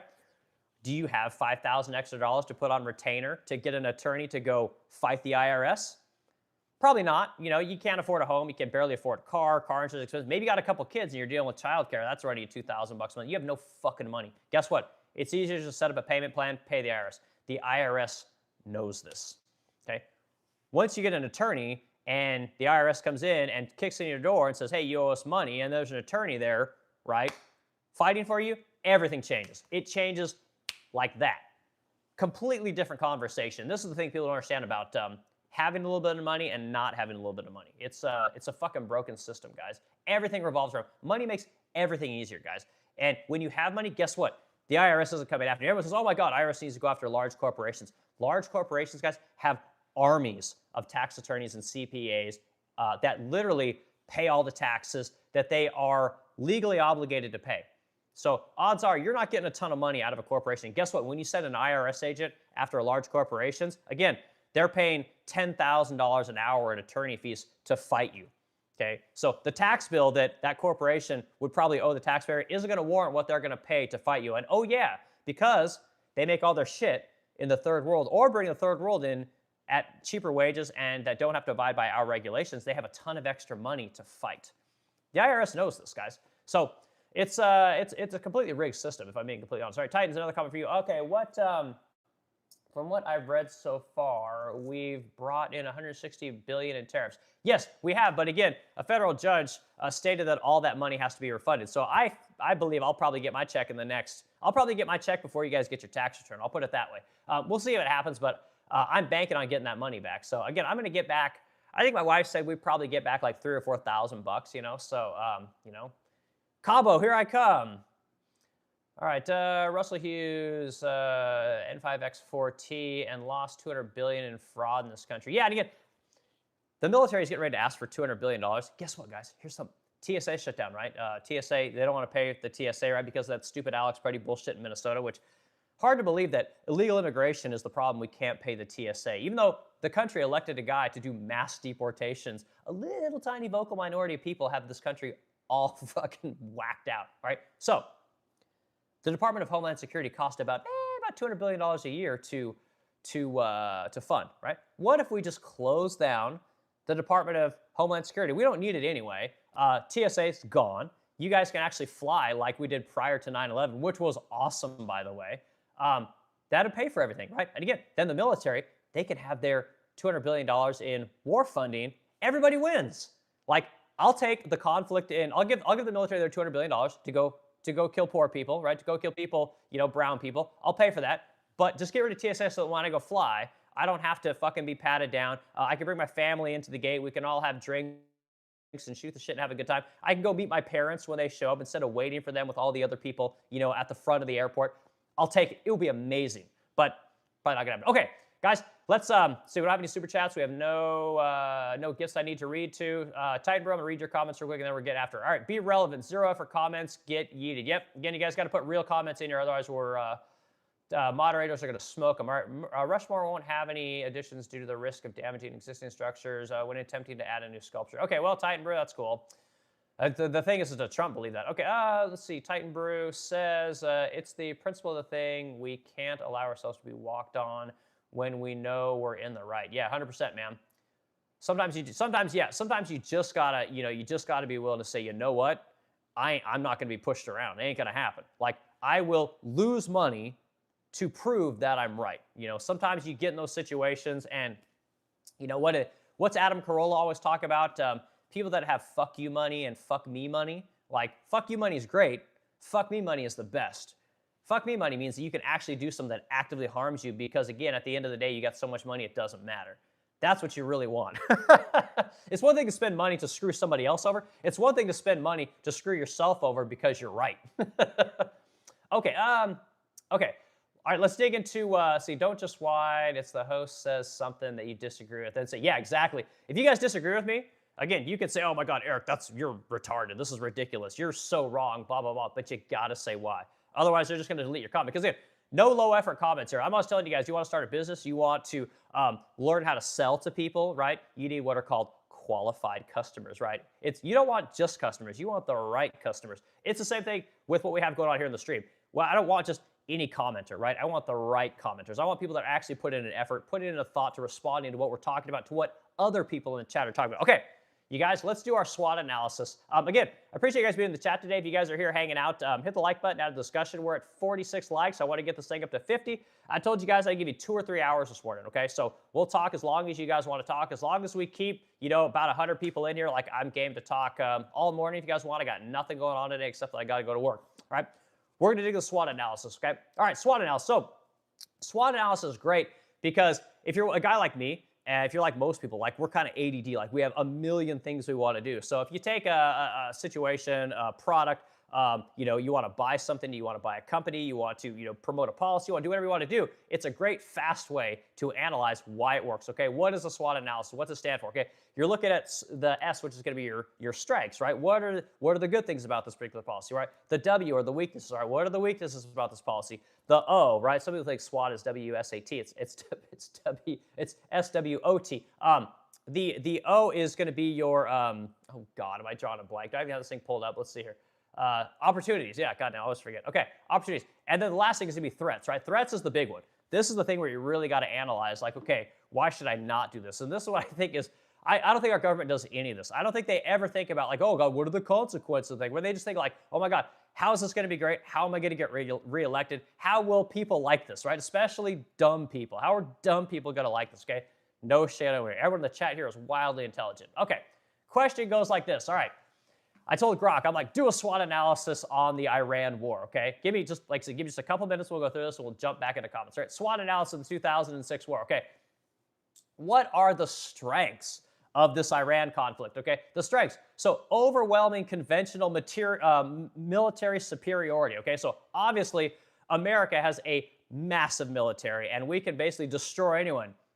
But doesn't seem like we want to put boots on the ground, which is one of the main reasons America's could actually lose this conflict. Okay, I don't think we will, but if we're not willing to put boots on the ground, we will not win this war. Okay, but you will see boots put on the ground. You will see the military, because it's not the most important, but it's an absolute requirement to winning any conflict, unless you want to do what I talk about, which is carpet bomb the entire country, which is how I think war should be conducted. Because again, you come to America, you want to drop bombs on us, you want to bring your fuckery over here, guess what? You're done. You're gone. Oh, but it's a terrorist organization. Great. Well, you got 2 weeks. Go find these people, get them out of there. Otherwise, you're all dead. This is how I operate. And again, military comes in, carpet bombs everything. The military comes in, kills everyone else, and then we come home and we go back to drinking Bud Light, okay? So we have overwhelming conventional military superiority. Israel have achieved air dominance, destroyed 9% of Iran's ballistic missiles, launchers, and stockpiles. Now, it's funny. You guys hear Trump all the time. Oh, my God, we've degraded everything. There's nothing left. I would talk to somebody in Iran, but there's nobody left to talk to. Yet, it sure seems like if you look at any media other than X and Fox News, there's fucking missiles hitting everything. Like, Israel's not exactly in great shape. Ships are being bombed going through the strait. Our fighters are getting shot down. There's a lot of things happening that we're not privy to. So again, I'm not saying Trump's wrong, but he's definitely not telling the whole story. Okay, so we've depleted 90% of their ballistic missiles and their stockpiles, 50% of their naval assets and key air defense systems within the first 2 or 3 weeks. Like, this is what we did in Iraq. We just walked right in there, you know? So shock and awe. Okay, so again, worked out great. Now the real work begins. We'll kind of see how this goes. Okay, so all right, moving through here, guys. Okay, give me a couple minutes, and again, we'll dig back into comments. Okay, other strengths: coalition air defense network. Again, we got air on lock, right? Again, it's not like anyone's going to come in there and mess with America and Israel's air superiority. That's a non-issue. We don't even talk about it. Intelligence and decapitation success. Okay, so obviously we killed Khamenei. We're killing, again, they elect a new leader, we kill that leader. They elect a new leader, we kill that new leader. Again, doesn't work great if you want to negotiate, but we just keep killing everyone that they elect. And again, the more people that they elect, it seems like they're more hardliners, right? They don't seem to be going in the American direction. They don't seem to be doing what Venezuela did, right? We snatched the leader out of Venezuela, and the next leader's like, oh my God, what do you want, America? You want our oil? Great. You want to let Chevron back in here? Great. You want to let Exxon back in here? Great. You want to take all of our resources? Great. Just don't kill me, okay? That seemed to work out in Venezuela. Not so much in Iran. Again, didn't really work in Syria, didn't work in Afghanistan, didn't work in Iraq, didn't work in Yemen, didn't work in Sudan. Hasn't worked anywhere I've tried it, but it's going to work this time. Trust me, okay? Global energy leverage, okay? U.S. can release strategic reserves and coordinate with allies to mitigate oil disruption. Iran's economy is already weakened and cannot sustain prolonged conflict, right? And this is true. There's no doubt about it. This is an absolute strike. But again, this Iran conflict, globally, I think everyone in the globe, all the major powers, didn't we release something like 400 million barrels of oil to help stabilize? America is literally bombing Iran right now. We've had sanctions on this country for like 40 years. But now suddenly we've let up on all those sanctions so Iran can sell its oil to whoever it wants so that more supply gets out onto the industry. Like, what a bitch move. Like, what a backstabbing kind of move for the Americans to do this kind of. And again, I'm an American. I've got no problems with whatever they want to do, but you got to have some kind of strategy. Trump had no strategy. God, again, we've been sanctioning Russian oil forever. Again, we cut the sanctions on that stuff too because again, we're like, Russia, put some oil on the market. Iran, put some oil on the market. I know we're fighting Russia. We're fighting Iran. We're bombing you guys right now. We're literally making everything more difficult, but help us out by sending out some oil onto the market so that the prices aren't super high and maybe we don't lose the House and the Senate in the next elections. Like, it's so obvious what has happened to Trump and this whole strategy that we have going on here. It's people say like, oh my God, he's playing 4D chess. Like Trump couldn't find his it's so frustrating. Okay, so those are our strengths, right? When we look at this Iran war, right? So obviously our military works. We got air superiority. This will help us to secure the global oil supply, no doubt about it. Because again, we're taking another country that puts something like 2 or 3 million barrels on the market every day. We're going to make that more secure if we can ever take it, right? So that's good. We're obviously great at killing leaders. We know that's a great thing. So as far as the war goes, those are the strengths, all right? Now, what's the next part? Weaknesses. Okay, God, the thing that nobody seems to want to talk about. Let's see what the weaknesses are in this whole Iran conflict, okay? Number one, no clear endgame. Holy shit. Oh my God, you mean we have to actually end this conflict? Because America has so much success ending conflicts. The only conflict that ended well, that really worked, was World War II, guys. We went in there, we fucked everybody up, and then we said, you know what, you motherfuckers, you're going to do it our way. Peace for 70 years, okay? But now we go into Iraq, we go into Afghanistan, we destabilize Syria, we destabilize Yemen, we destabilize Sudan, we destabilize all these countries. Costs way more money than World War II cost, by the way, and we got nothing for it. Everything's destabilized, nothing works, okay? So, no clear endgame or post-war plan. U.S. and Israel diverge, right? U.S. seeks to degrade nuclear missile capabilities and prevent proxy threats. Israel pushes for regime change. Lack of unified victory definition risks mission creep or stalemate, right? So again, you guys think Trump is going to risk pulling out? Like, Trump's never pulled out in his life, you know? I mean, clearly. I mean, just ask Stormy Daniels, right? It's not going to happen, okay? Anyway, so munitions depletion and escalation costs, right? When you go to war, generally you want to have some kind of a military industrial complex to fall back on. Like, what if shit goes sideways? Again, we got 7 military contractors who can only produce so many munitions. It sure would be nice to have like 100 of those guys around here. But again, don't worry about it. We're going to war now. You go to war with the army you have, not the army you want. You know, you go to war with the military-industrial complex you have, not the military-industrial complex you want. So again, we've been at war like in the Middle East for what, 20, 25 years at this point. And again, the military-industrial complex consolidated the entire time. Why do you think the cost of everything has gotten more expensive? Even though we've been fighting conflicts forever. And again, not just with our military, but we send munitions to all these militaries. We love war, guys. And again, it's great for the stockholders. And again, tomorrow, we're talking about trust busting. We're talking about Theodore Roosevelt 2.0, and we're talking about breaking up the military-industrial complex. Big ag, right? We're talking about breaking up aerospace. We're talking about breaking up retail. We're talking about breaking up AI, right? We're talking about breaking up all kinds of things and what needs to happen in order to do that, and in the history of trust busting, okay? So again, Theodore Roosevelt, go do some research on this guy. Amazing president. Okay. All right. So munition depletion and escalation costs. Interceptor stockpiles. They're at dangerously low levels. They're being drained. Prolonged defense against Iranian barrages could cost billions weekly. Remember, they shoot a $20,000 drone at us. We shoot a $1 million interceptor. They shoot a $30 million drone. We shoot a $4 million Tomahawk at them. It's just the numbers are, again, we're a rich country, but I don't know that we're this rich.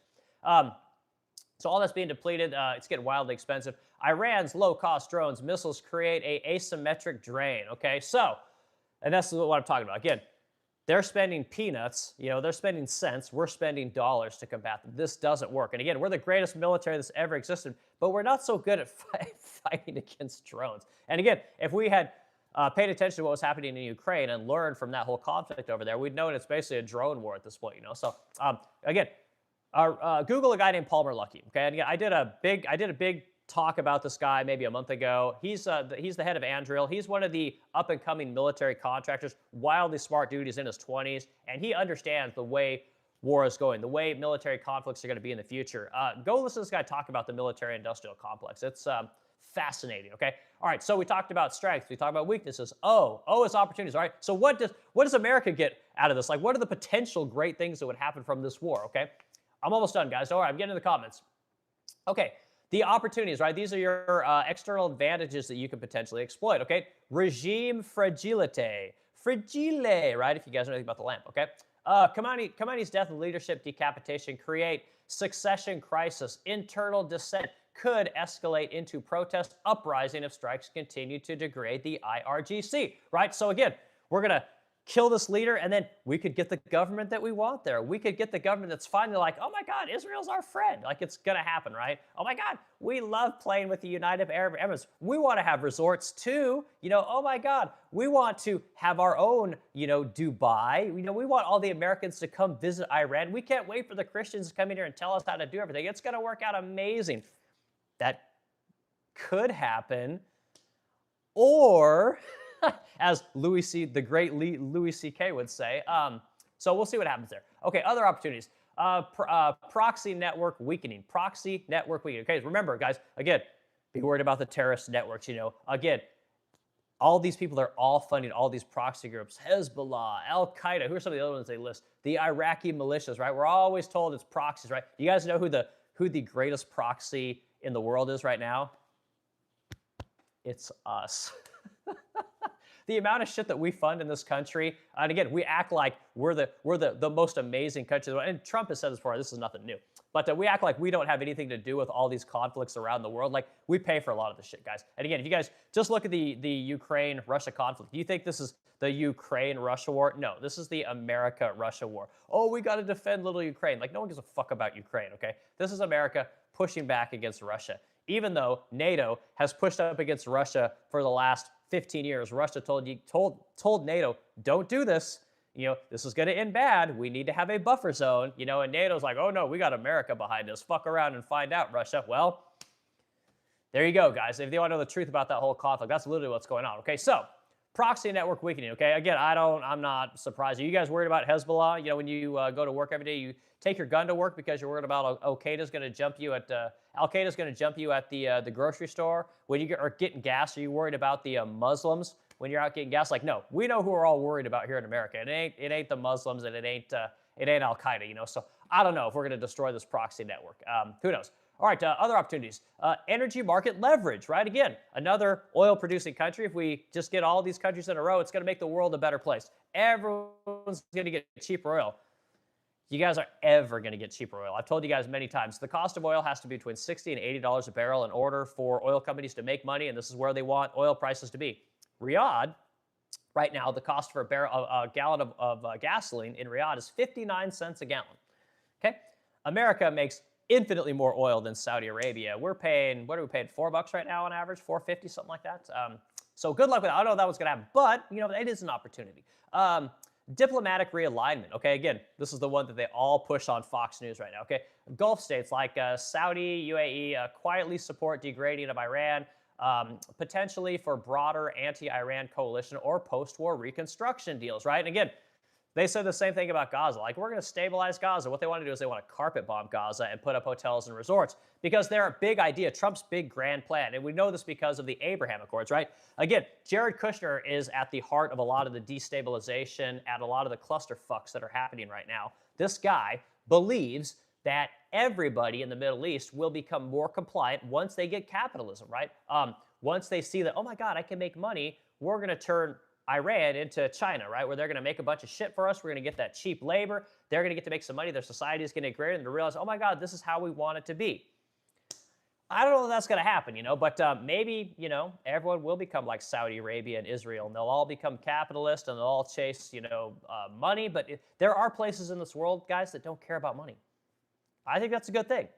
I think you need places like that. But whatever. So those are the opportunities, right? Regime fragility, proxy network weakening, energy market leverage, diplomatic realignment. Okay, last one, threats, guys, threats, all right? And then we'll get into comments. Guys, I appreciate everyone putting their comments in here. We're at 50 likes. I appreciate you guys, man. This is awesome.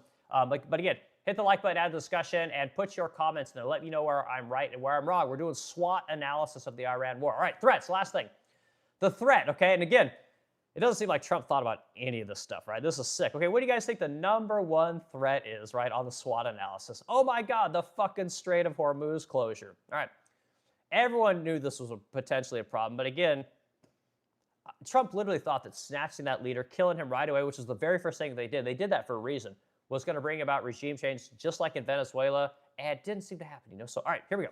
Strait of Hormuz. All right, Iran has threatened to block the strait, right, where 20% of the global oil supplies flows from. Even partial disruption has spiked Brent crude to $103 to $106 a barrel from $65 a barrel prior to it being closed, right? Prolonged closure could push oil to $150 to $175 a barrel. And again, you're going to pay for it all, taxpayer. You're going to pay for all the munitions. You're going to pay for Israel's defense. You're going to pay for the Middle Eastern countries' defense, Saudi Arabia, Qatar, UAE, all these countries. You're going to pay for every fucking bit of it. Every product you buy back at home is going to go up in value. Inflation is going to go up. You guys are going to pay for all of it. America pays for every single facet of this on a global scale. The debt is going to continue up. Congress is going to give the military money, right? You guys are all going to pay for it. You're not going to get cheaper homes. You're not going to get cheaper insurance. You're not going to get better educations. You're not going to get more businesses. You're not going to get cheaper automobiles. You're not going to get a better education system. You're not going to get a better healthcare system. You're not going to get any of it. Yet every country you guys are fighting to protect right now has all of it. But just vote for the next guy next year. He's going to make it all happen, right? Oh, wait, once we do the war, then all the benefits are going to come, right? Just elect me. It's going to suck for a little bit, but again, after we give all the corporations all the benefits, then the taxpayer's going to get theirs. You're going to get yours. Just one more year, one more election cycle, one more war. It's going to happen. You're going to get it. It's going to be there. Just be patient. Trust the plan, okay? So the Strait of Hormuz, again, it's the first thing on the threat analysis. Again, everyone saw it coming, but again, Trump didn't, which is awesome. Okay, asymmetrical retaliation. This is what I'm talking about. Right now, Iran knew, and a lot of people knew, that if you fuck with this country, right, they are going to mess with energy, right, in whatever capacity, whether it's oil, whether it's natural gas, right? They've done all that. The cost of everything's going through the roof right now, okay? Inflation's getting ready to get rocked, guys. It is going to be insane what you guys are going to see on the inflationary standpoint. Okay, asymmetric retaliation. So Iran launched missiles and drones at Gulf bases, right? They shut down shipping in the Strait. Energy infrastructure has been destroyed in multiple countries. Saudi Aramco, which is the largest oil producer in the world, by the way. It's literally $1 trillion company, right? Saudi Aramco. Google that one. Okay, they're damaged, right? So that's no bueno. That doesn't help with energy. Cyber attacks, I haven't heard much about that, but that's on there. Proxy escalations, Hezbollah rockets, and Houthi Red Sea attacks, okay? And again, this is what's happening. This is another one of these threats, okay? Nuclear breakout risk. Okay, a lot of people are starting to talk about this. You know, this is one of the things that everyone fears. And again, Israel is the one country that doesn't have to talk about nukes, right? Even though every other country has to talk about theirs. This one little country gets special treatment at every facet of life. Every war, every conflict, every situation, this country gets special treatment. And I don't know why, right? World War II was 70 fucking years ago. I don't know why these guys can't stand on their own 2 feet and why they insist on fucking with everybody.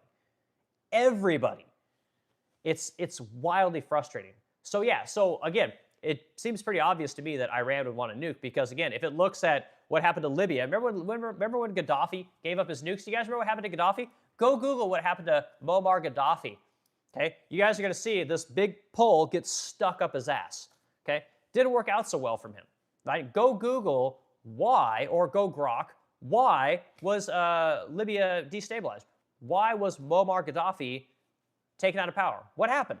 Like, go read some research on it, and then you'll kind of understand why Iran might want a nuclear weapon. You'll understand why North Korea wanted a nuclear weapon. Okay, and again, nukes are bad. I get it, but again, you got to be honest about why a country would act the way that it's acting. But again, you got one little country over there that, again, part of the reason that we're being so hard on Iran is because it wouldn't let the International Atomic Energy Inspectors go in there and look at their nuke sites, right? Why do they want to look at their nuclear reactor sites? Because they're part of this thing called, oh my God, they're part of this thing called, like, it's like the Non-Proliferation Nuclear Weapons Treaty Organization. I forget exactly what it is called. It started in 1974. They wanted uranium. They wanted reactors for medical reasons, for energy reasons, and so this group was put together to give countries access to this stuff. Well, in order to get that, you had to allow inspections by the International Atomic Energy Agency. So Iran signed up for that. Again, is pursuant to all the rules and regulations, got the uranium. Israel has all the stuff, but has never admitted to it. Doesn't want anything to do with it, and is using the this treaty to beat Iran over the head. America is using this treaty to beat them over the head.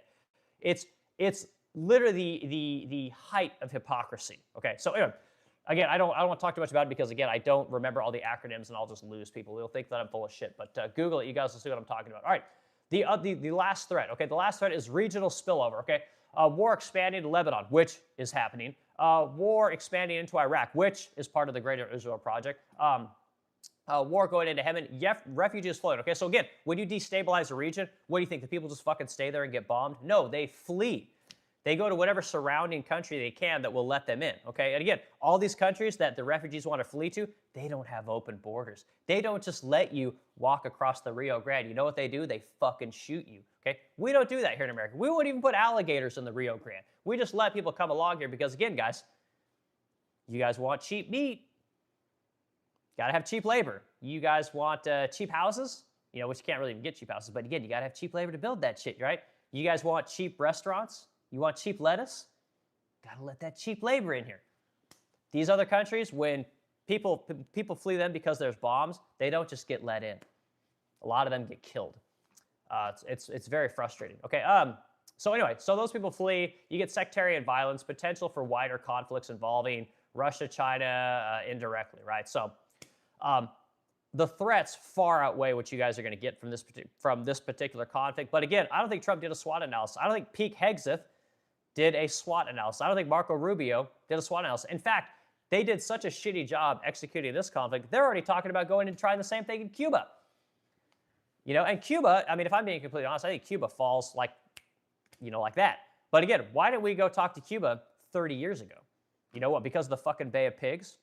We're still holding this over these guys' head. Like, these guys, you want to talk about industrious people? Like, I signed up for a race to go to Cuba. I want to say it was in 2017, maybe, called Spartan Race. And Spartan Race was going to hold an event down in Cuba, which was a big deal because they had to go to the federal government to make this thing happen. It was like $2,500 just to go do this race. We signed up for it, and ultimately the government nixed it, so we weren't able to do it. But I was really excited to go to Cuba. But from what I understand, these guys have literally kept this country going on fucking scraps. Like, literally, like, the thing that we should be doing a little bit more of here in America, which is fixing things and making our own shit, these guys have been doing for 60 years at this point. It's like fucking insane what these guys have done. I mean, it's 50 years, but just crazy what these guys have done. So again, apparently we're going there next. So super excited for that. Okay, so last couple things on the SWOT, and then let's get into comments, guys. I appreciate everyone being here this morning. I appreciate everyone hanging out. We're at hour 35. So I'll give you guys up to 3 hours this morning. We'll kind of see how this goes. So we keep up around 100 people, and again, I'm happy to comment. Okay, so overall assessment, all right? So this is from the U.S.-Israeli perspective. Okay, short term, decisive military advantage. Iran's offensive capabilities are severely degraded. Regime is decapitated and disorganized, right? So they want a new regime to come in there. This is what they say. But the truth is, Israel just wants it destabilized. That's really all that they're really going for. America doesn't give a fuck. Like, we're just doing what we're told. We're being good little, what's that Nick Fuentes kid say? We're being good little goy. And we're just doing what we're told. I think that's really what's going on there. Okay, medium-term risk. No clear exit, okay? Mission creep towards regime change with limited degradation, right? So we thought we were just going to go in there, easy peasy. Not working out that way. Okay, oil shocks and proxy retaliations could inflict global economic pain, right? And that's exactly what we're seeing. Iran knows this.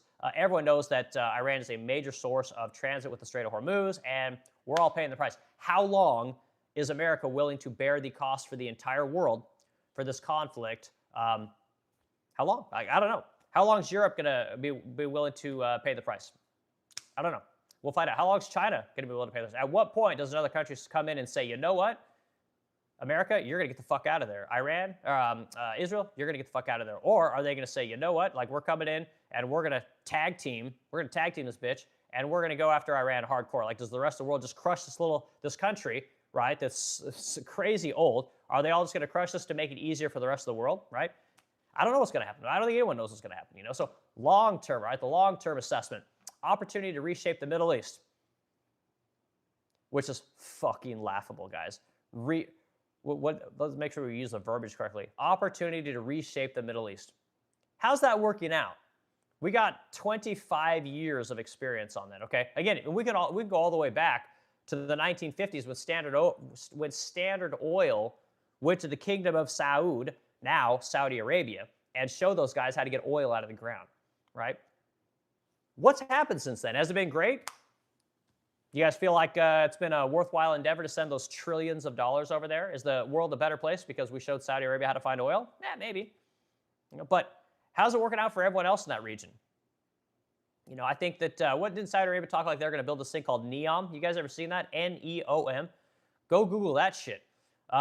America paid for that. If they ever get that thing built, like, that's pretty wild what they're going to do there. You talk about 15-minute cities, like, they're the head of that shit. Go Google it. N-E-O-M. I think it's called NEOM. Wild project. But everyone's destabilized. You got a couple countries over there that seem like they're trying to become the next America. They want to be the Cabo, right? They want to be a place that Americans go do tourist shit. They want to be a place where rich billionaires and Americans who are tired of their fucking tax dollars being wasted here in America can go to, where they can see something great for all the money that they pay in taxes. That's what they want to do. But again, everyone else, I don't see anything being stabilized over there. Again, if you're Israel, this is fucking awesome because again, you want to take over part of Iraq, you want to take over a part of Saudi Arabia, you want to take over a part of I forget all the countries. Egypt, I think is part of. They need to take over a little bit of Turkey, if I remember correctly. So yeah, there's a lot of places that Israel would love to take over. And again, if you have a destabilized region, a lot easier to do it, But I don't know, man. I don't know. Okay, so long-term opportunities, reshape the Middle East. All right, we got that. But high risk of prolonged insurgency, nuclear breakout, or broader war if Iran survives in its weakened form. Okay, so there's a SWOT analysis of the Iran war. I don't know if that's helpful for you guys, but again, I use a SWOT analysis in all kinds of different things that I want to do. Actually, the SWOT analysis of my company. If you guys want to hear that, it's kind of interesting. But okay, let's dig back into comments. Again, I appreciate everyone being here this morning. If you're here, we're talking America winning this war over the Middle East, but at what price, right? What are we willing to pay in terms of our citizens, in terms of the military, in terms of the cost of oil, in terms of inflation, right? In terms of how long are we willing to let our citizens not be able to buy shit here in America while we pay for everyone else to have all the things that we can't have here in America, things like universal healthcare, things like universal childcare, things like promoting and getting young people excited about having kids, getting young people excited about the American dream, right? Everything the boomers wanted. They don't seem very interested in making sure that the people that come after them have the same thing. It's very interesting to me. We're not going to dig into Social Security. I don't want to talk about that and fucking Medicare and all that kind of stuff. Okay, let's see where we're at in the comments. So again, all right, I think we're in pretty good shape here. Okay, Titan Bruce, SR Duality Post. Hold on, guys. I'm going to find a good comment to start with here.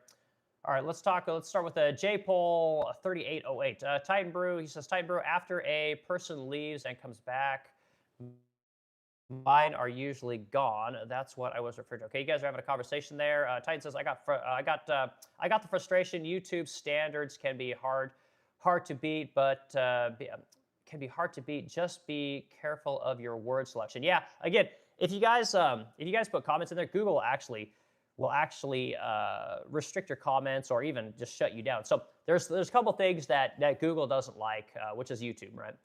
They don't like you guys talking about the Ukraine and Russia conflict, right? This is one of the reasons that you guys don't see this being talked about very much in the media. You don't see it on X. You don't see it on, hell, you sure aren't going to see it on Fox News.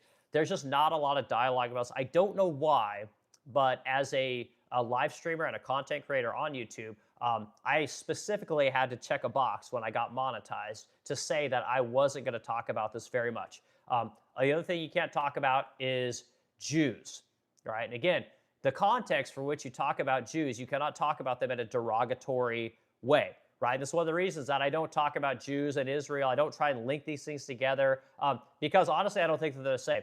As someone who sells sells to wealthy people, I got a ton of Jewish clients. I don't know any of my clients that think the state of Israel is doing the right thing here. I don't. Again, these people, I'm not friends with all of them, but again, I know I'm friends enough with a lot of these people to understand how they think. And again, these are very America First people. They might have some affinity for the state of Israel, but they don't treat the state of Israel the way that they treat the state of America or the country of America, however you guys want to use those kind of word associations.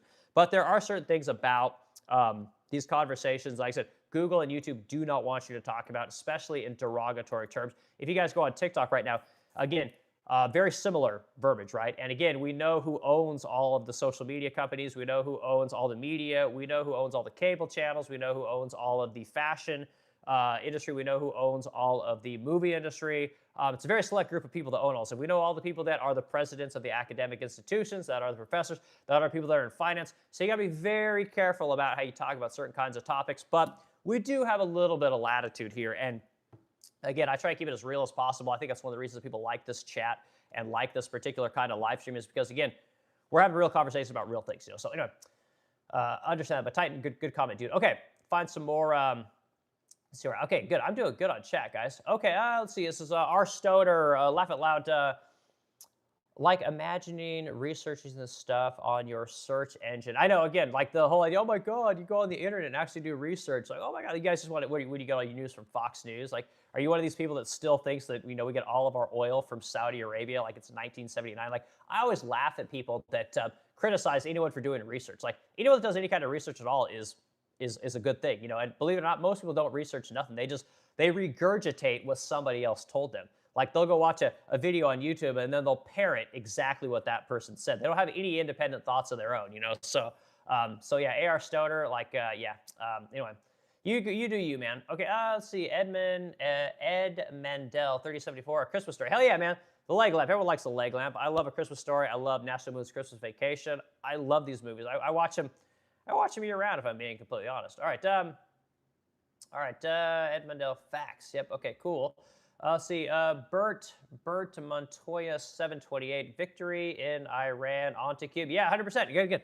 We got all the money for war, guys. Our military can just hopscotch throughout the world and start snatching leadership. Again, when your president is a megalomaniac, he literally believes that he can reshape the entire world. Okay, he got this one victory in Venezuela. Now he wants to do it all over the world. And he thinks that he's going to turn the world into this great place where everyone's going to think alike, everyone's going to be happy, everyone is going to worship America, and they're going to worship Donald Trump.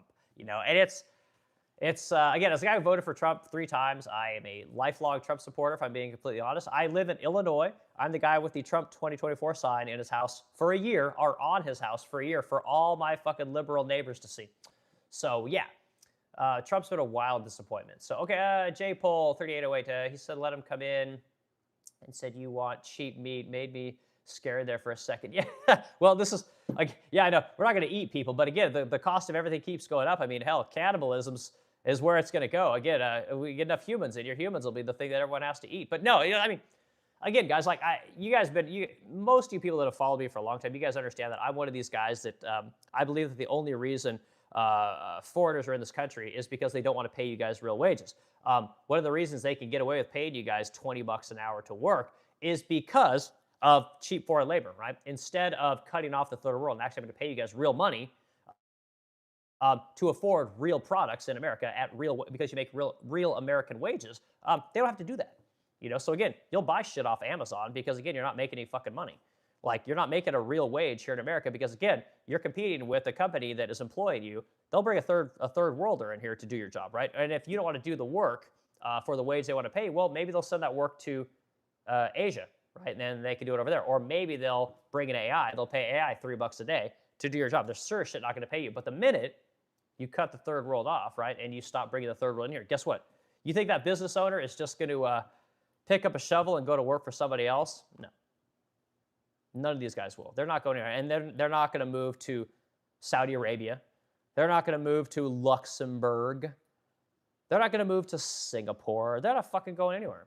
They're going to continue to make money because that's what we do. That's what business owners do. We make money, right? We create products that people want, need, or desire. And that's how it works, right? We find ways to make money. If we got to use regular labor here in America, we'll do it. You know, if we got to come up with ways to become more efficient, automate, mechanize, whatever, that's what we'll do. That's what Americans do. That's what business owners do. We're not going to go pick up a shovel. We're not going to go pick up a nail gun. You know, we're not going to go, dig out a foundation. Like, it's not going to happen.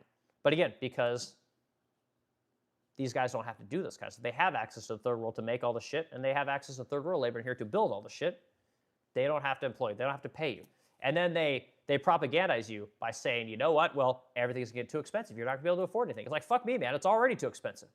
Everything is too expensive. You know, and that's really what's going on. And I don't think a lot of people understand that. You know, and again, you can agree with me, disagree with me. I don't give a shit. Like, it doesn't matter.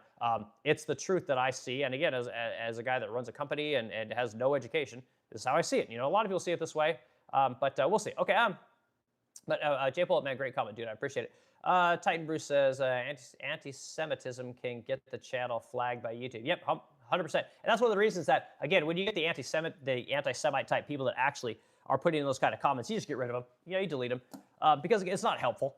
Like, anti-Semitism, has always been around and it's always been a thing, but it's not the biggest problem in America. And again, a lot of people want to devolve everything down to some form of anti-Semitism, and it's just not true. It's just like when people try and devolve everything down to racism. Like, rather than debate the issue, rather than look at the real problems, it's like, oh, it's the Jews, or it's the black people, or it's the lesbians, or it's the straight white males, or what. It's a weak argument, and it doesn't hold a lot of water when you look at the issue. At the end of the day, no matter what the problem is, the problem always distills down to money.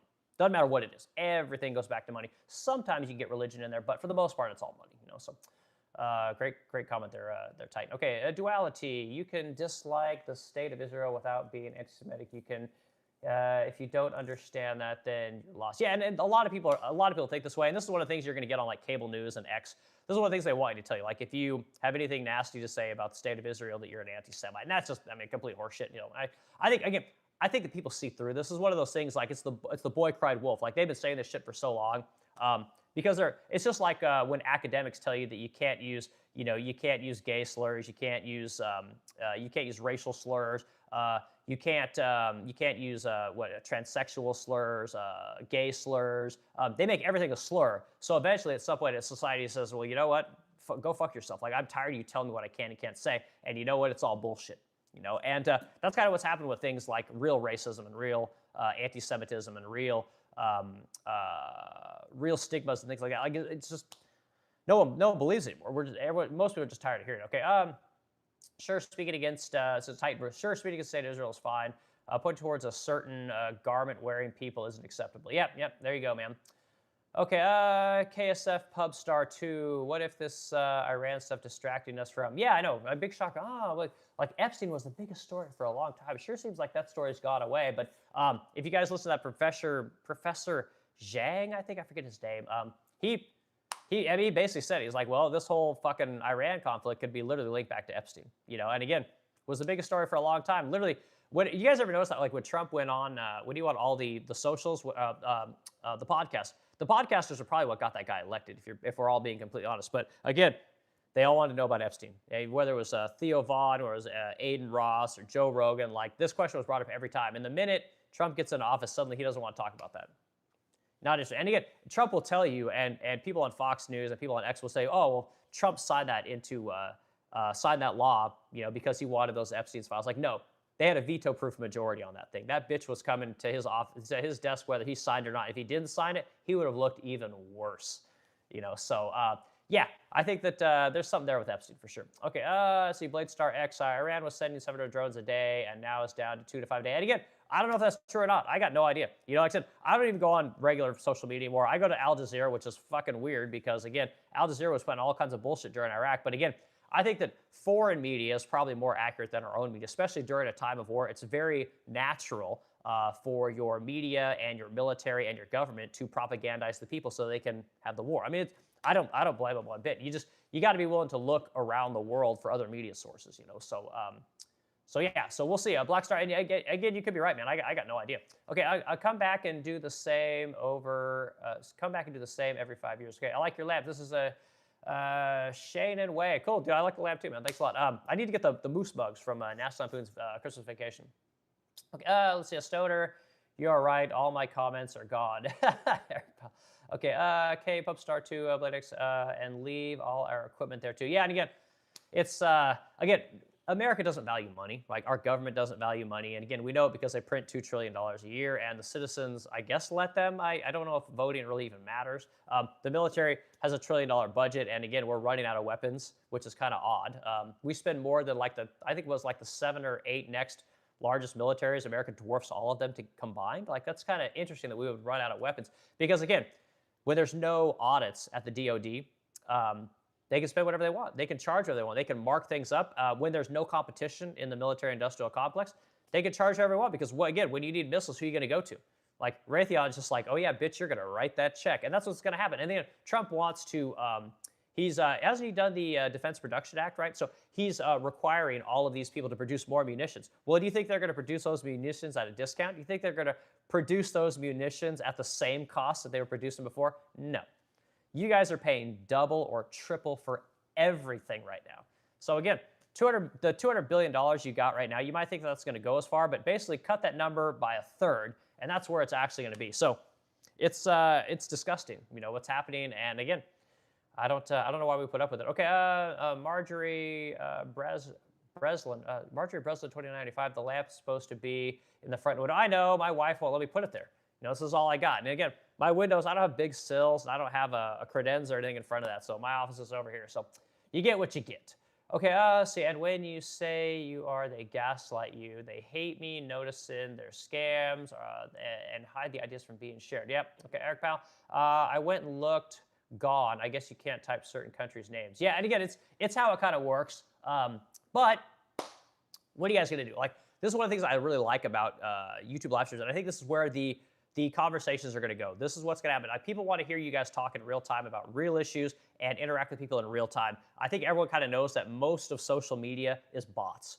Most of X is bots, right? And this is one of the reasons that the algorithm on X went from being wildly pro left-leaning liberal, Democrat, blah, blah, blah, blah, blah, when it was owned by Jack Dorsey and ran by Vijaya Gadde. And then once Elon came in and bought it, it was literally to keep free speech alive and well. But now you're seeing that now that Trump wants this war and is pushing this conflict, the algorithm has gone extremely right-wing, like so right-wing that, like, I don't know about you guys, but I get people that are pushing the war that I've blocked. I get people that are pushing the war that I don't follow. I get people pushing the war that I have, like, it's content that I would never engage with, yet it's in my stream constantly. And it's a big problem, So, all right, Joel, my comment wasn't removed. I wonder why. All right, Russell Dixon. Russell Dixon's back. Good to see you, dude. Okay, if you haven't heard it lately, you're awesome. All right, thanks, Russell. I appreciate it, dude. Again, anyone that comes back in these streams that, as the comments, listen to me rant and rave about kind of stuff and do comments and questions with you guys, I really do appreciate it. Okay, Stoner, I know Google skews and hides stuff just like YouTube comments. Yep, I'm sure they do. Blaze Strikes, the fact that Iran managed to make 80,000 drones and manufacture those a day, now they're are willing to attack the whole region, shows they needed some degradation. Okay, well, maybe. Again, the cost of oil was going down. Saudi Arabia was doing great. UAE was doing great. Americans and all kinds of people were literally moving there because it was so stable. But apparently we're all wrong, So anyway, I appreciate your comment, though, dude.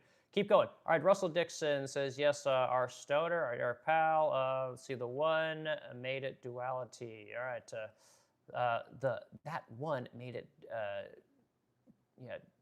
duality. Okay, all right, cool. All right, Titan Bruce says, like, subscribe, and yeah, again, sorry, guys, I forget to say this stuff. Like, share, subscribe, hit the like button. Again, we're up well over 50. This is where I like to be when I do most of my streams, so I appreciate everyone that's hit the like button, subscribed, and shared, and all that kind of stuff. And again, it's what we do here. We talk about current events. I show you guys how to run a business. I talk about how to make furniture. I talk about how to paint furniture. You guys want to know all this kind of stuff. We talk about this kind of things. You guys put it in the comments or things you want to know about running a business and how the economy really works from a guy that actually operates within it. You guys want to know how tariffs really work. I actually deal with 2 manufacturers in India where we make brass hardware. So we actually do real importing and exporting. I'm not a theorist. I didn't get an education on how things work. I actually do it, So I think people like this kind of stuff. Okay, let's see. JPol 3808, Stoner, back to the convo, bro. It's a dead horse now. All right, cool. All right, see where we're at in the comments. All right, we're doing good, guys. I think I'm going to make it through comments. All right, the lamps from A Christmas Story. Yes, Eric Powell says, a Stoner sent some kind of an emoji. Cool, Eric Dixon. Or, excuse me, Russell Dixon. Australian Sky News seems to. Yeah, again, I like Sky News. That's a good place to go to. Again, I'm finding Al Jazeera seems to be decent. But again, you can go to, Fox News and CNN. There's good information there. You just have to, you got to look at the other side. You got to listen to the, what the opposite side is saying and, to kind of figure out exactly what's going on. All right, JPol 3808, I like subscribed. I liked and subbed. Not into woodworking, though. We'll see. Hope for some more content like this and maybe a call-in show as well. And again, I don't know how to do a call-in show. Guys, I've been doing this for 45 days now, and this channel is just blowing up. I mean, lots of people coming to the streams. A lot of people like to hear this kind of content, so we're doing this. So I'm learning as I go, so I appreciate anyone that kind of deals with me. I'm learning how super chats and the gifts and all that kind of thing works. And I've got more camera equipment. I'm trying to set up an actual full studio kind of thing here, but takes time, but I'm working on it. So I appreciate all the support, everyone. Okay, Braden McCormick, 4439. I think the media okay. Sure, Titan Group. Sky News Australian. It's owned by Rupert Murdoch, the owner of Fox News. A number of countries restricted or don't allow Sky News broadcast to go. Sky News isn't known for accuracy in reporting. Okay, Titan. All right.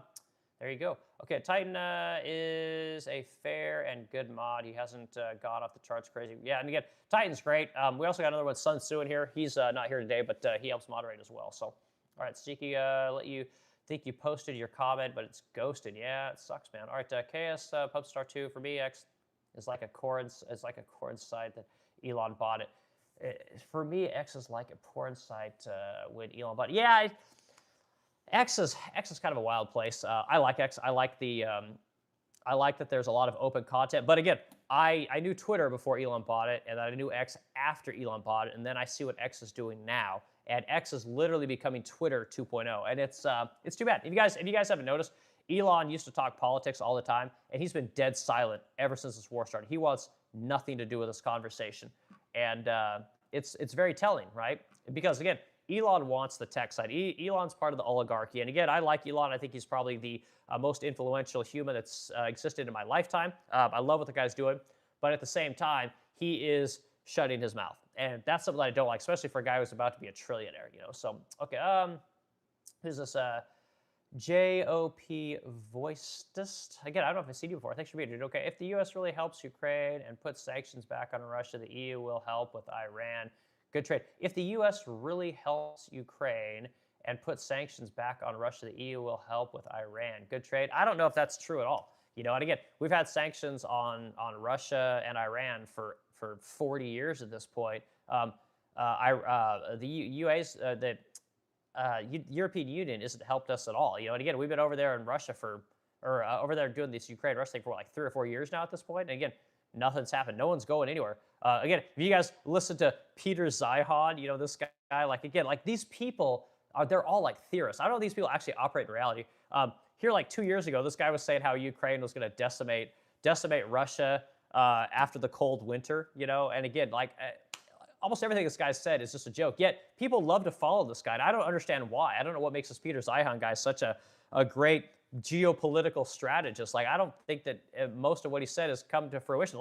He talked about how Russian oil was going to be decimated.